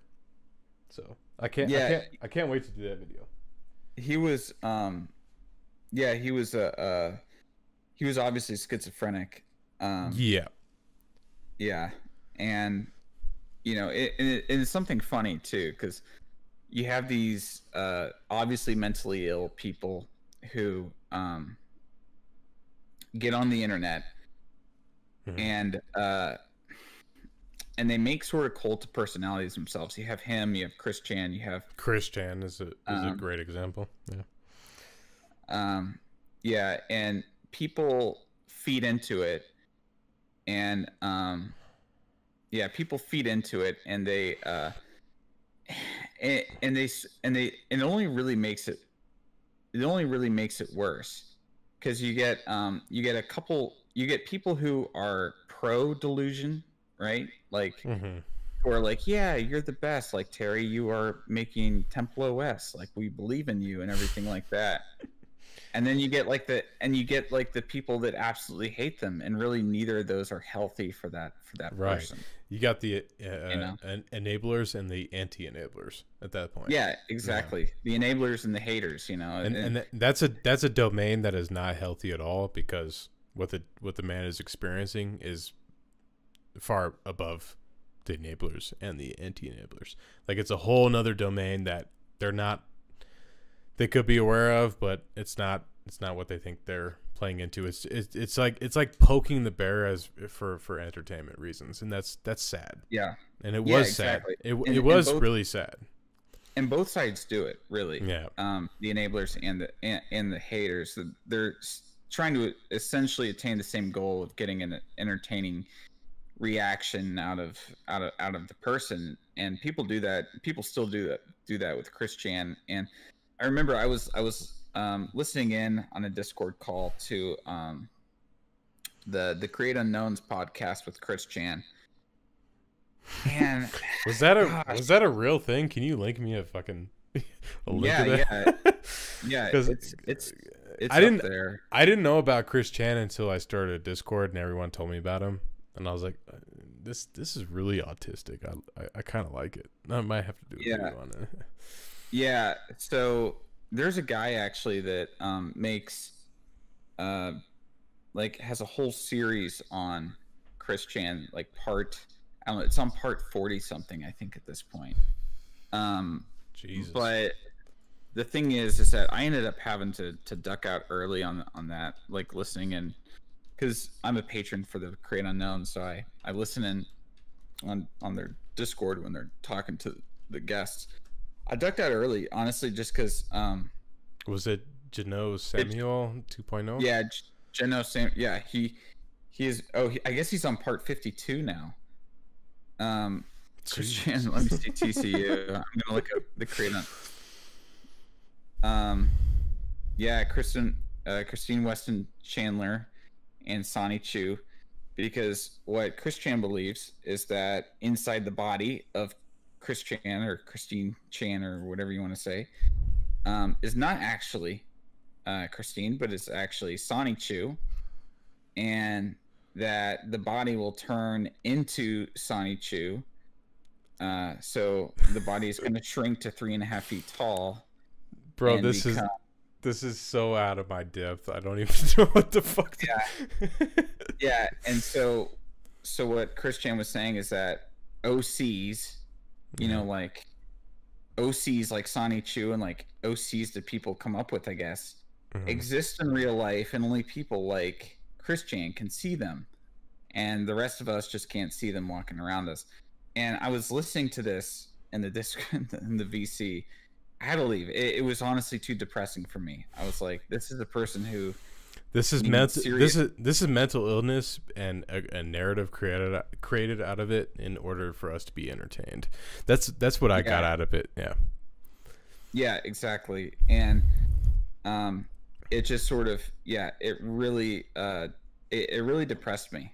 I was like, I don't want to be entertained by somebody's mental illness. I work in a clinic, and I see mentally ill people, quite a lot. I have a lot of empathy for them, and and it just sort of makes me feel bad when I think that maybe I'm getting entertained from their very real problems. Well, it's just, I mean, the entertainment aspect is it's not in your control. You can't help what you're entertained by unless you don't watch it. So there is that element, but at the Chris Chan thing, similar to Terry Davis, it's like it's a cult following on the implicit understanding of something much more deeper. That's what I gain out of it. I don't know what it is now. It looks like it's more of a transgender, gender bending thing. So it seems like it's going into here's the thing, a deeper place. And no one should be viewing it as like a voyeur, as this is almost a perversion of who this personality here's is. the thing, that people try to make this like a trans issue, right, with Chris Chan. But they don't even understand what's going on in Chris Chan's mind, right? That she, I don't know, whatever you want to say, doesn't believe that the person in the body is even a human. That's the thing. That kind of goes back to like autism, right? Like, yeah, exactly. Yeah, no, that's it's autism. It's I don't like. I'm not a doctor, but to me, it just kind of sounds like autism, or it sounds like schizophrenia or something, like real mental illnesses that. And how I feel about this whole Chris Chan thing is that the family has neglected to help Chris Chan, and it's terrible that they allowed Chris Chan to exist online in this capacity, right? Because of all the hate, and not just the hate, but the people enabling him. It just, I don't know, it saddens me. All of this kind of stuff. I have a disabled brother who I take care of, and you know what I mean. And it's just sort of like, I would never let him have his own YouTube channel. I would never let him exist as a public figure, right? Because the same shit would happen, and I can't imagine a family member letting somebody else, like, who has this kind of mental capacity, like my own brother, doing this same kind of stuff. And imagine I hate to be performative, but imagine or dramatic. Imagine your brother ending up on the train tracks, like Terry Davis. You know what I mean? Yeah, and Terry Davis was obviously at least schizoid. I mean, like the stuff that he talked about was. I'm okay, Hank Taylor. I'm not saying that Chris Chan is mentally ill because of gender dysmorphism. That's okay. Autistic. We were talking from that point, and then they're on. So there's an obvious context that you're missing. So yeah, that's pretty. That's a bad faith argument that you're taking right there. We're not even talking about the gender stuff. No. Yeah. So you can fuck off with that. Yeah, no, I mean, when you think that you're Sonny Chu and you're going to turn into a 3.5 foot tall OC, that has nothing to do with transgenderism. Right. Nothing. So fuck off, honestly, dude. I'm sorry. I talk like this with my audience. and dude, honestly, what I've seen out of the Chris Chan, and I've only been made aware of the Chris Chan phenomenon, like, a few months ago. It seems like a personality interacting with the public by and large, and the public by and large influencing that said personality, and that's not. Like, you see that with generally any celebrity, but this is a person who is not dancing on. This person is dancing on the knife edge of what identity is, while the other people that you can bring up that are celebrities know who they are. So there's a fundamental difference, and that's just like you said. It makes you sad. It's sad. Yeah, exactly.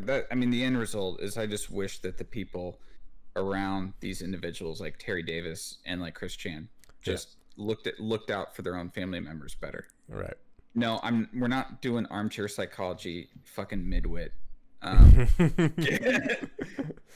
Hey man, I spent when I dropped out of high school, I spent 2 to 3 years studying psychology. And I was in that armchair psychology phase, and then I realized that Professionals in the field are essentially armchair psychologists, and that through the means of which to supply you medication. So don't fucking tell me about that shit. Come on, man. It's silly. We're literally just talking about the person in of themselves and the effect that they have on the broader society. Yeah, and I work in a clinic. We do ADOS testing. That's right. A lot of what we do, which is autism testing. And the thing is that I'm not even. That's why I say I don't want to say that. They're this or they're You're right. that, and you haven't anything like that. You haven't. Yeah. No, I haven't. I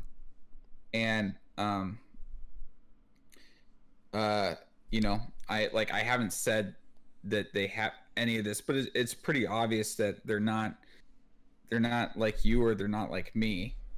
And it's just that they're very vulnerable to the internet. A lot of us, honestly, like even like a normal person, right? You're making your own content. Shit. You're putting it out there. Even me, man. I'm vulnerable. Yeah, and you got to think about the more vulnerable people in society and how they make content and how they can be more affected by people on the internet, because people on the internet are fucking mean. I think that I make fairly like non-controversial content, and somehow I get people in my comments like calling me all sorts of things. I wake up and I read my comments, and sometimes that's where you went wrong, bro. I don't read that. I don't read that shit, man. It's fucking, it's cancer. That's my problem, is that I can't escape it, because I try turning off notifications for my comments, but here's the problem, right? The whole like serotonin, the dopamine aspect of checking the dopamine. Yeah, yep. Exactly. It went away. And I was like, man, no one's interacting with any of my shit. No one's interacting with any of my shit. And then you go to Twitter and like, that's where my fix is, man. Oh shit. Oh yeah. Twitter, thank you, man. Oh, I'm on that drip now. I'm on the drip of the dopamine, and it's like that. Don't even fall into that, bro. I know it entertains you. It is entertaining, but it means nothing. Just wait a week and see how much. Just wait a week and see how much people care. No one does. Well, see, here's the thing: is one of my friends. He's another YouTuber called Easy Peasy. I don't know if you know about him. I don't. He's an admin on Encyclopedia Dramatica. I don't even know what that is. I'm so fucking out of the loop, man. I'm just. Oh, okay. So he was telling me the other day that that basically, like, on Twitter, 90% of the interaction with a tweet happens within the first 48 hours. So if like 2 days after you tweet something, you might as well just delete the tweet, because chances are nobody else will see that. Yeah, and you guys should watch my latest video, because Easy Peasy contributed to it. The Nostalgia Critics? The Nostalgia Critic video, yeah. I asked several of my friends. So I actually asked a few others. I asked Justin Wang what he thought about the Nostalgia Critics The Wall, and Wang was like, I never watched it. And I'm like, I can't add that. I like, it's gonna be lame.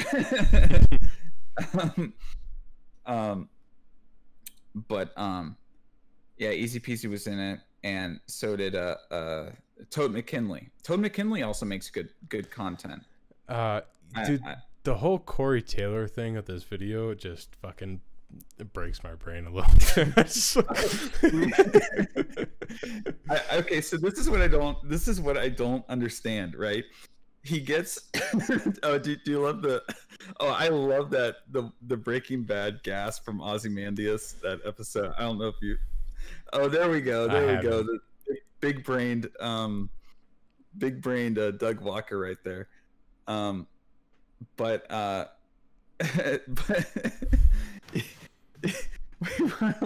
what was I even gonna say? I just got totally distracted by big brain Doug Walker. Oh yeah, Corey Taylor. So this is what I don't understand. Have you seen Pink Floyd's The Wall? Yeah, It's brilliant. So I watched a tripping it's acid trying to follow along the Alice in Wonderland thing. Yeah. It's great. It's great. Like, that's the thing. Also, if you like the Alice in Wonderland stuff, have you seen this Czech movie called Alice? I haven't. No. Really, really great. I highly recommend it. But anyways, talking about Corey Taylor. So he's playing as essentially the parody of Pink from The Wall. But Pink was also the singer, especially in like when he's like the fascist kind of guy and everything like that. Yet in Doug Walker and Nostalgia Critics The Wall, Doug Walker takes over that role. So he's literally just having Corey Taylor there to sit there and pretend to watch TV. Right. I remember that part in this video. He doesn't even. Oh yeah, there's my face plant. Wait, you want to go back? Everyone can watch me just like. Yeah. That's you. I lost half my eyebrow doing that actually. My eyebrow has not come back yet. Yeah, it's still gone. Yeah, it's at like maybe a minute and a half in. But oh wait. No, it's before that. It's before that you have. Yeah, there. this fate by the quote by the cone. Yeah, and then you wake up from your thing. Yeah. So anyways, he just has him in there. Oh, yeah, there's. I'm watching the stream. There we go. Yeah. Oh my gosh. Yeah. But anyways, he has him in there just to act like he's watching TV, and I'm thinking, why would you bring like a guy in from Slipknot and literally just have him like sitting in a chair the entire time, not saying a single thing? And then you called into question the ego of the whole enterprise. Yeah, exactly. Like, it seemed like a big ego trip. It's kind of like, I got this guy in from Slipknot, yet I essentially took like his entire role, but I was able to get him in here. It's just, I don't know, it just blows my mind. Like, literally what you're describing is just happening on screen, on screen. Like just the shot by shot basis. I know it's delayed for you, but you're about to see it. Yeah. Yeah, it's just it just blows my mind. Like, why would you get a rock star like that and do nothing with him and completely take his own role away from him? But I mean, it's probably the segmentation of it and like the way the filming is like drafted. That kind of makes sense as to why that would be. I assume everything that the creator did thereafter was after he got all this footage. Yeah, and now I have I've thought about that. You know, like, well, maybe they only had him for a day or something like that. But I mean, dude, okay, but look at the cinematography, man. Like, they couldn't even do it. Yeah, well, this looks so bad, bro. This looks so fucking bad. This is corny. That's a joke that I make in my video, is that I call him a minimalist, like Robert Bresson. I don't know if you know anything about Robert Bresson. Not much, but I know enough to know what you mean by that surname. Robert Bresson. Well, I mean, there's Henri Cartier-Bresson, who it was the photographer, and then Robert Bresson was the director. But Bresson was some people called him a Jansiist, because of how Spartan he was with the way that he made his films. Okay. But he just had if you want to watch my, like, not to shill my own videos, but I did make a beginner's guide to Robert Bresson on my channel, and I go over his philosophy. But he had like this, I mean, not to say that he's a minimalist, but he kind of is. And so I make the joke in there that he's just, that Doug Walker's just a minimalist, but really I'm just like making fun of how his set dressing sucks. He only has 2 lamps. Like, he gets Corey Taylor in there, and he just like puts 2 lamps by him. Just enough to light the subject, just to create the effect, and then that's it. We got Corey Taylor in here. That's it. Yeah, exactly. Yeah. And the lighting is bad. And I was talking about this on my stream earlier. there's some really basic things, right? Some really basic things that you can do that can make your stuff look cinematic. It's easy. I was telling this to Glink earlier on my stream. Let me guess before you even say it. Bounce lighting and creating the ratio in the framing. Okay, so that's that's two things. You know how to light. You need your fill. Yeah, you need.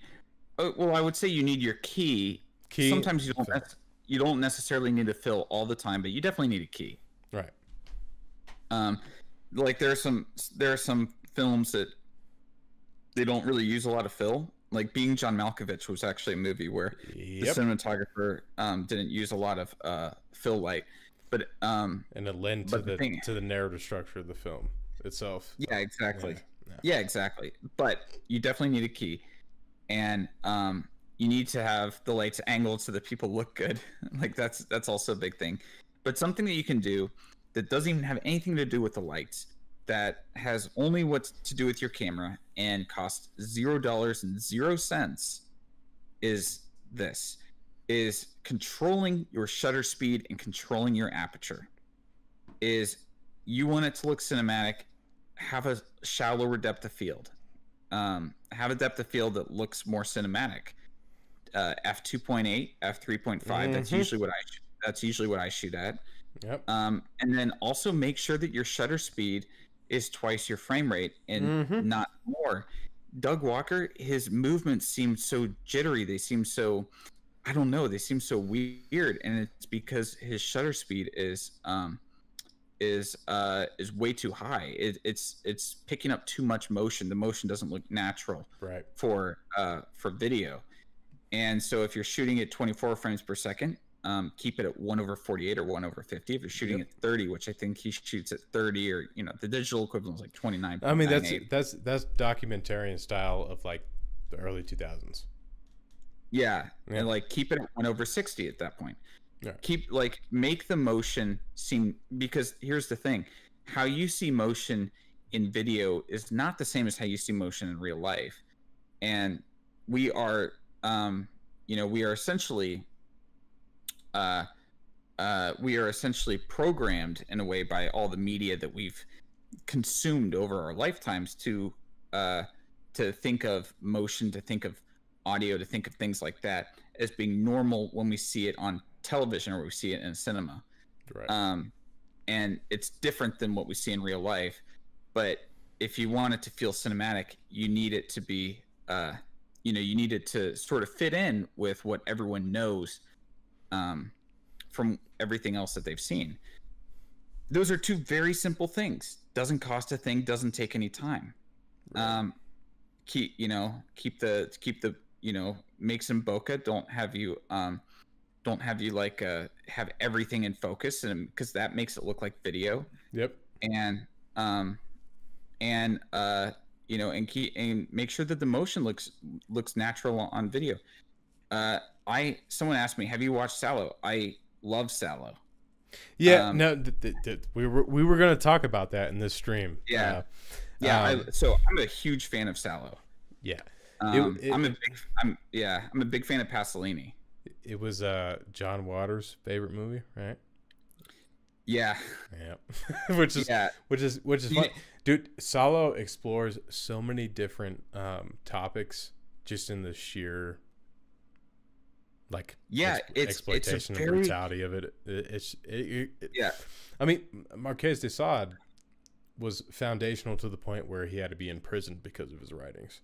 And then once you move that into Italian fascism, yeah, and Salo is the city in Italy where Mussolini's republic was. There was a Republic of Salo that was kind of in the last days of World War II, and that's why.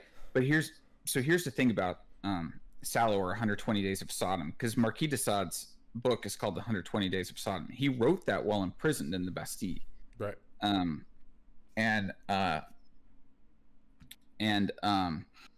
Oh yeah, you can see on the stream Brisson's philosophies going on there. Speak as if you're speaking to yourselves. But anyways,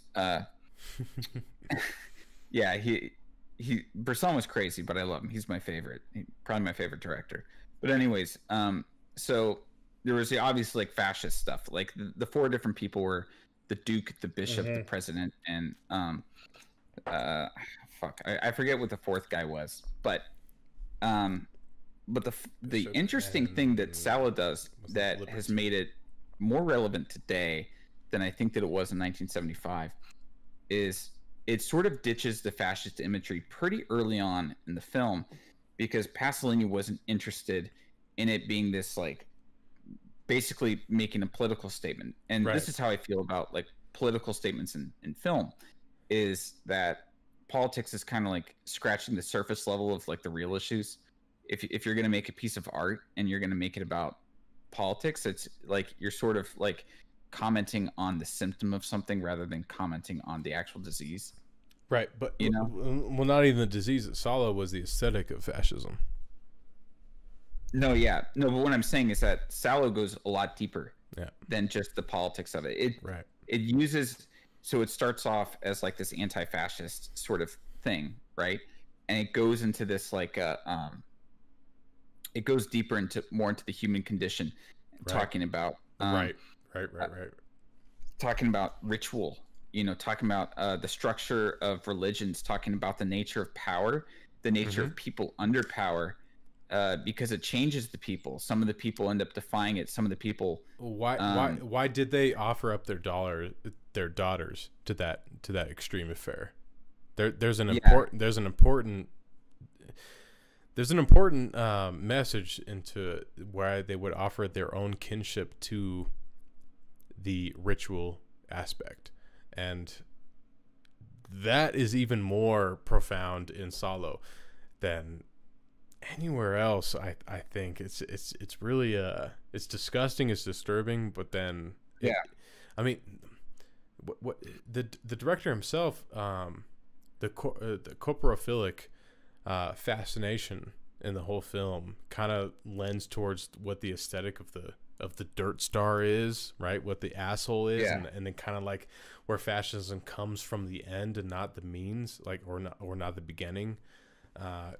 Like it's and I've always tried to describe fascism as a return to the means instead of like it's more of an aesthetical fashion, even though I'm learning more and more about fascism to date.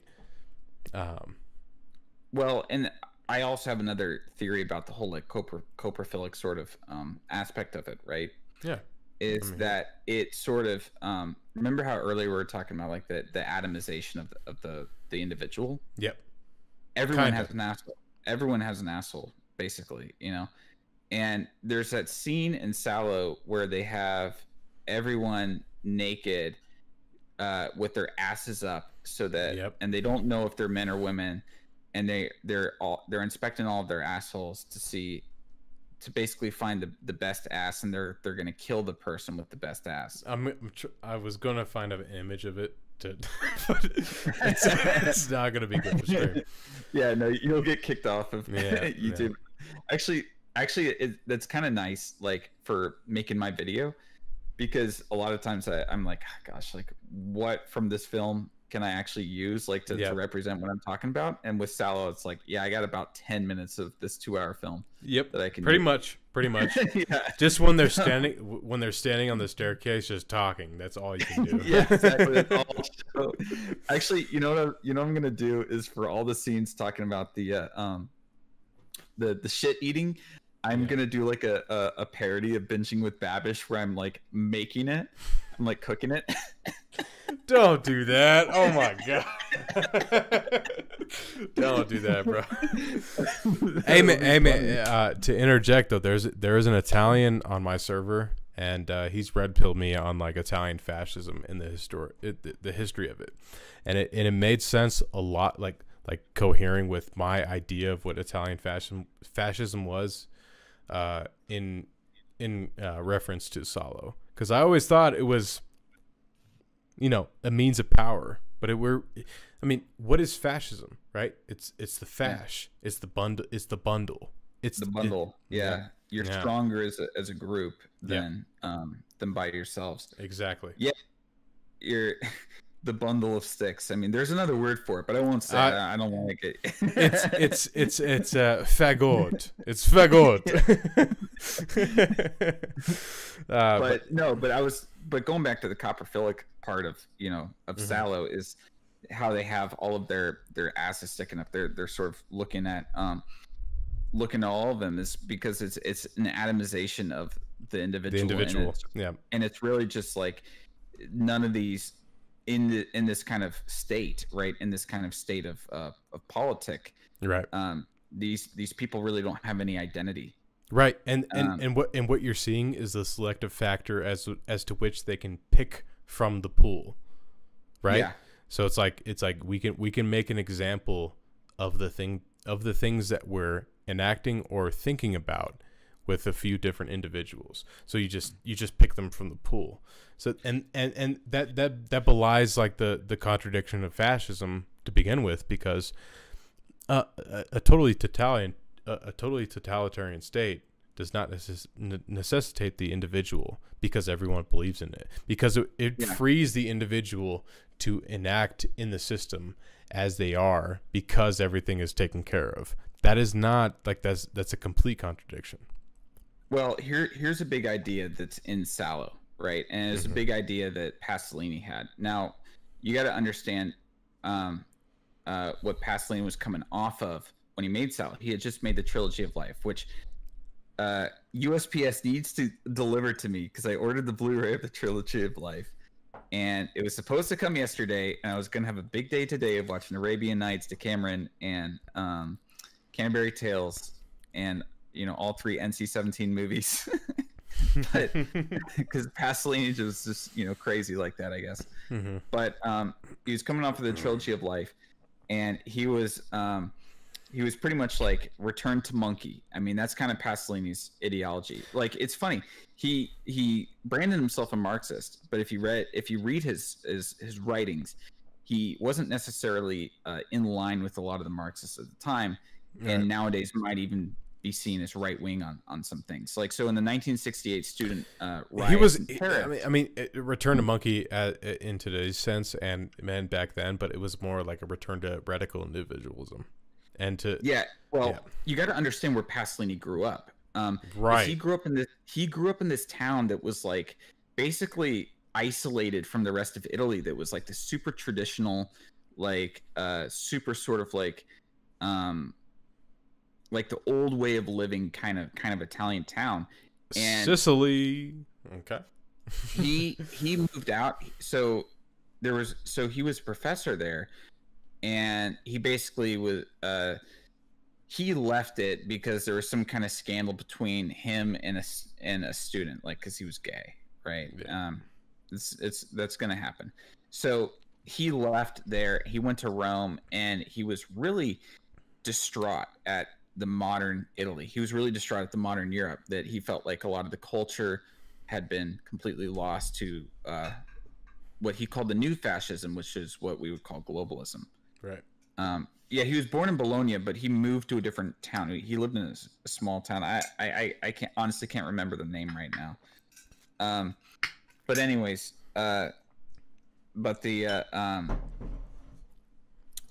he was really depressed by that, and he was more of like a return to the cultures of the ancient cultures, and that's why he made the Trilogy of Life, based on the Canterbury Tales of Decameron and Arabian Nights, which all take place in pre-modern societies. He felt like the modern society kind of destroyed culture, and Salo was the antithesis to the Trilogy of Life. It was supposed to be the first in the Trilogy of Death.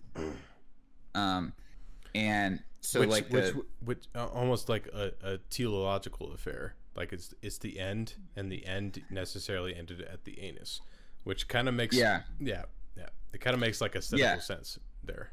Well, he's a poet. Like, he never even like referred to himself as a filmmaker. He was always a poet, right? And you have to think about his work in poetical terms. And like, so the whole like shit eating scene, the circle of shit, which is maybe the most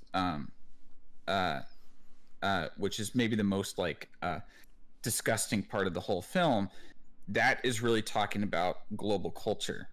That's talking like the whole thing of the shit is sort of like these elites are making this. You think about it, right? Like, what is shit? Right. It's I know, waste. I'm sounding It's I'm no, sounding no, no, ridiculous thing. no. You're not. You're not. I know what you're talking about. It's the waste It's of the enterprise. it's the waste of the enterprise. It's also Where does homogenous. that? Yeah. Where does that waste go? Yeah, it's homogenous. It's disgusting. It's like the waste. It's something that is the opposite of it. It is, and it's also, if you think about shit versus food, right? Food is life. It's life giving. It's life. It's energy giving. Yep. And shit is what your body rejects. It's the rejection. It's death. And they're making these people eat this, and that's like what he said. It was a take on like fast food. It was a take on global culture. It's a return to the what the fundament, like the rudiment of what consumption is. So it's like what fascism is the return to a greater point in history, and that is the direct criticism of that is that it's waste. It's beyond. We're already beyond that. It's complete waste, and it's putting waste back in your body, and it's just like it's creating this cycle of death. Yep. You know, that's really what it's doing. And it's interesting too that this film that's so I mean, there were plenty of films critical of fascism back in Italy at that time. I mean, you have Il Conformista, you have a Investigation of a Citizen Above Suspicion, you have tons of these great films that were, very critical of fascism. There were a lot of people who were communists, but as I said, Pasolini was always kind of an outlier as far as politically he was concerned. Marxist, but didn't get along with Marxists. Like, he was very interesting to read. Marxist, but anyways, Marxist in like the economic fashion, without the social. I mean, he had a very very complex way of looking at the world. And the funny thing is that before he made Salo, he actually became, so he was very sort of like pro-sex. I mean, who isn't, right? He wrote a movie there, like from Marquez de Sade, which is like the extrapolation of hedonism, like except with Salo, he actually said that before he made Salo, he hated sex. He hated the idea of sex in modern society, the way that sex is now a part of consumption, the way that sex is now playing into this neo-fascist sort of consumerist society, and how it's now a means of existing in a marketplace rather than being an expression of love, like being this pure like human expression, which kind of bastardizes the whole sadism aspect. It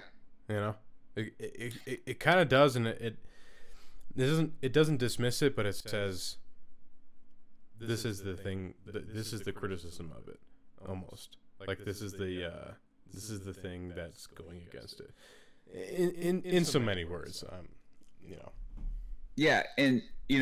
the thing is that people, when they think about Salo, right, they think, oh, it's shit eating, like it's this edgy movie or whatever. Like, if you can look past it, if you can really people, I think they have a bigger emotional, and they have a bigger sort of visceral reaction to movies than to literature, because movies, you see something happen, you hear it happen. Literature, you have to imagine it, and and you can say like, well, I imagine this disgusting thing in my head, but it's not as bad as actually seeing it, but people can't really get into Salo just because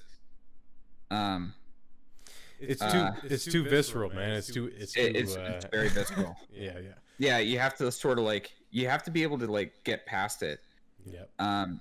And if you can get past it and you can really appreciate it for what it's doing, it's an amazing, like absolutely amazing experience watching that film. And it's a film that really sticks with you, and it's a film that, like, there's this idea in the movie about the anarchy of power, and it's something that has just stuck with me for so long. I think about it all the time, and it's this idea that it's like a with a person who has this intense power, this great power, which are the four libertines, right, in the film, the president, the Duke, the Bishop, and the other guy. Yeah. The libertines, right? They have this intense power. They have made the laws, right? They made the laws, these ridiculous laws that these people live under. They have created essentially a complete the most orderly society on Earth, because if you break any of the laws, it's death, right? Yeah. So it's draconian. Created the ultimate order, but in that creation of very draconian. In the creation of that ultimate order, they have enabled the chaos, the anarchy within themselves. Yep. Where they can use the order. They have to play act it. It's performance in front of themselves. Yeah, and that's the important part. Like, it has to be manifested in themselves, in front of them, before they can even realize it. And that's what they're trying to search for. And that's what the whole asshole concept is. And that's where it's like it hits too many marks in your own being, where you're like, all right, this is too much. and then you go from there if you try to understand it further. Yeah. And here's a funny thing too, like the difference between the book 120 Days of Sodom and the movie is that in the book they're these kind of Nietzschean Ubermensch types that are the libertines. It's based in France. It's the opposite. Too. Yeah. It's based in France. But it's the opposite in the movie. They're actually impotent. And what's interesting is that it's this idea that, like, so it starts off, the different circles are like the circle of obsessions, the circle of shit, the circle of blood. Yeah. And there's this kind of idea that goes throughout the film that they get more and more degenerate they get more and more extreme with their proclivities, because they're impotent. Right. Because they need to go farther, because once they cross this taboo, they force the two people to marry each other, and then they fuck them in front of each other. And it's not themselves they're forcing it, it's performative. So they have to they don't have any skin in the game, so they go thereafter. So they have to keep pressing on, because they don't have themselves within what they're they have to keep going. Yeah. That's the thing, and see, which plays into Mussolini, unfortunately. But. it plays into a lot of authoritarianism, and I think it's really interesting that that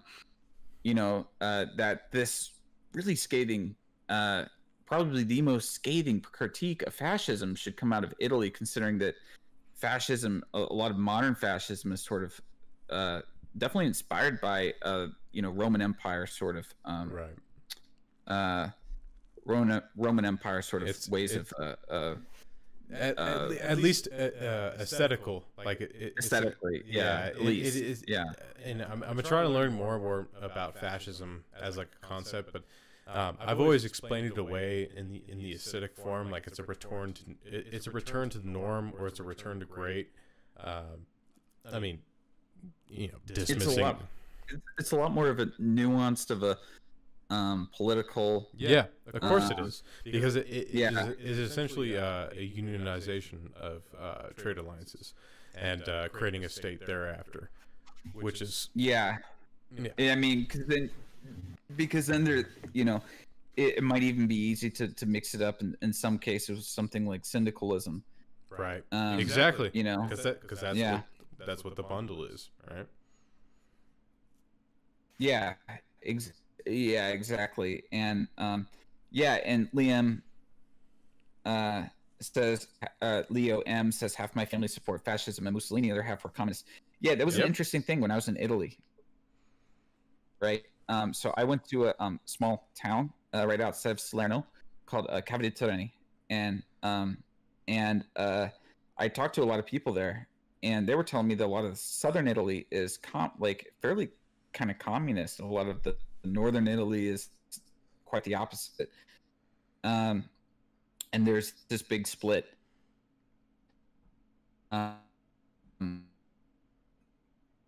Really big extremes. Someone asks, "Are you dorks fash?" Like, what the fuck do you think, dude? We're not. I'm not. not. Fucking Salo. Do you think I'm a fascist? Yeah. Yeah. Do I sound like a fascist? If you think I sound like a fascist, then you're probably pretty dumb. No, it's an honest question because I've noticed in a lot of public conversations that I've had, I often, like, personally, will speak on things that I think about immediately and have like the context within, and then people don't realize that I'm not speaking what I'm actually believing. Like I'm just going into the thing that is the thing and trying to expand it and like figure out what that actually is. And unfortunately, a lot of people. Yeah, I do that a lot. Yeah. Unfortunately, a lot of people think that that's what I believe. No, I do that a lot too. I'm speaking. Speaking is thinking. Speaking is a better form of thinking because you have to solidify in the reality space that we all exist upon. So it's like now I'm putting it into the thing. Now I'm putting it into where people can react, and now I have to think about it. You know what I mean? Well, it's and I'm gonna come at this from like a writer's perspective, right? You know, I'm right there with you, man. Screenplays and when I'm doing that kind of stuff, and I have to read it out loud because I have to read it out loud because it's different when you hear it in your head versus when you hear it with your ears. It's completely different. Yeah. And your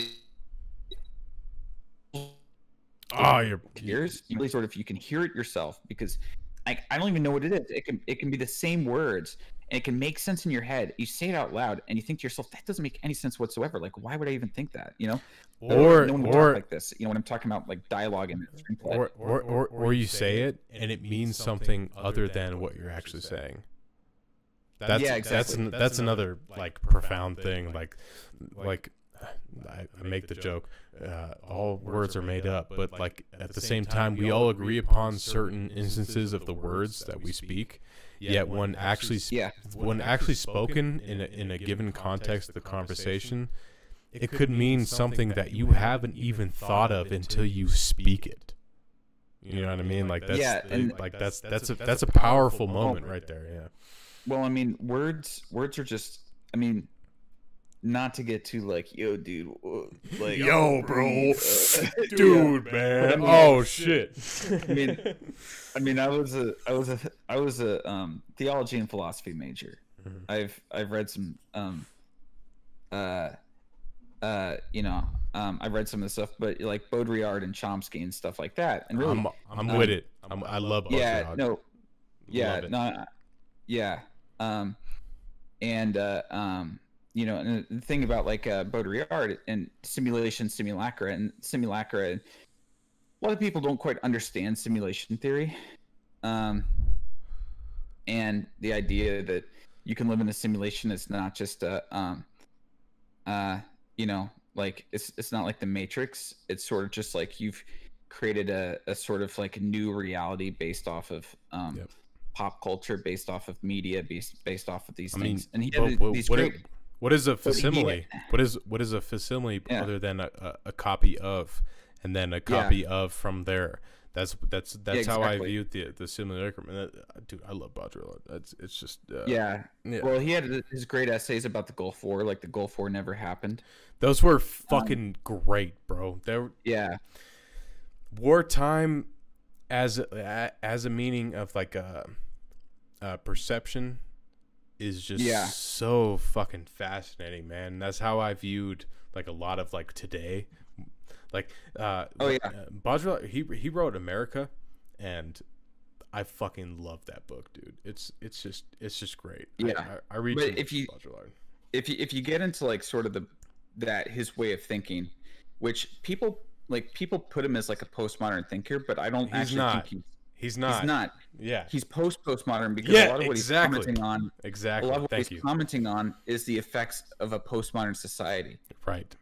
that's what his philosophy is commenting on, are the effects of postmodern society, bro. And he did it before that was even the case. Yeah, exactly. He was doing this back in the 80s because we were postmodern before then. Yeah. And that's the thing. It's like by the time like people even know what these words meant, that phase of philosophy, that phase of thinking is already passed. Dude, by the time by the time that Jordan Peterson is talking about postmodernism, it's dead. You gotta join my server, man. Like I'm aligned with you in this. I love Baudrillard. It's just the conversations we have, I haven't been able to express definitively what we're actually talking about right now. So I invite you to future conversations. Well, I want to get to the point, right, about language. Yeah, is that go for it. With each word is a symbol. It's, if you think about, well, like, what is a cat? What is the word cat? It's CAT. It's literally squiggles on a piece of paper. It really just, as it stands, it means nothing. Even the sound that you make, cat, means absolutely nothing. But it makes us think of the image of a cat in our brain. It's a signifier. And it's a signifier with a signified. Right. And that's what a symbol is. Right. You know? And the thing is that a symbol, the signified can change with under the umbrella of the signifier. Right. And that's how language can change. Right. And a lot of anarchists on my server, I've asked the same question. What is the tree without the leaves? Yeah.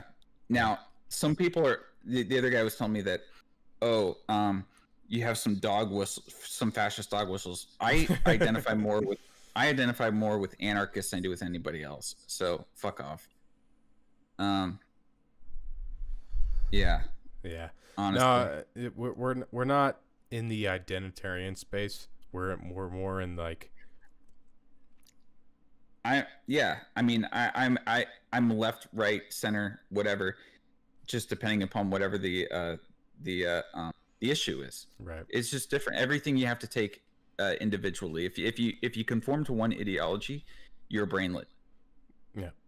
Yeah. You're just asking somebody else to give you the answers because you don't want to have to think for yourself. Hey, Frank mentioned join the server, man. Like we'll talk about what you're exactly getting at, and we'll go from there. But anyways, Kino, let's it's been nice. Yeah, let's wrap up this conversation. It's been fucking great.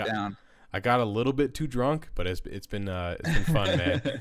I've been we should do this again, preferably in video chat or in person. Yeah, for sure. You can. I don't know if people know where you're located. I'm a Florida guy. Oh man, I got a favorite patron of mine that's in Florida. We should all get together. Yeah, maybe we can hang out at I don't live too far from Rusty Cage and Imp Lemon. We can all hang out. Okay, we'll keep that in mind then. Yeah, definitely. Next time you come to Florida. Yeah. All right, awesome, man. I'll talk to you later. Hey, brother, it's been a great talk. We'll do it again soon. Yes, same here. Night, right, man. Night, brother. That was fun. That was fucking fun.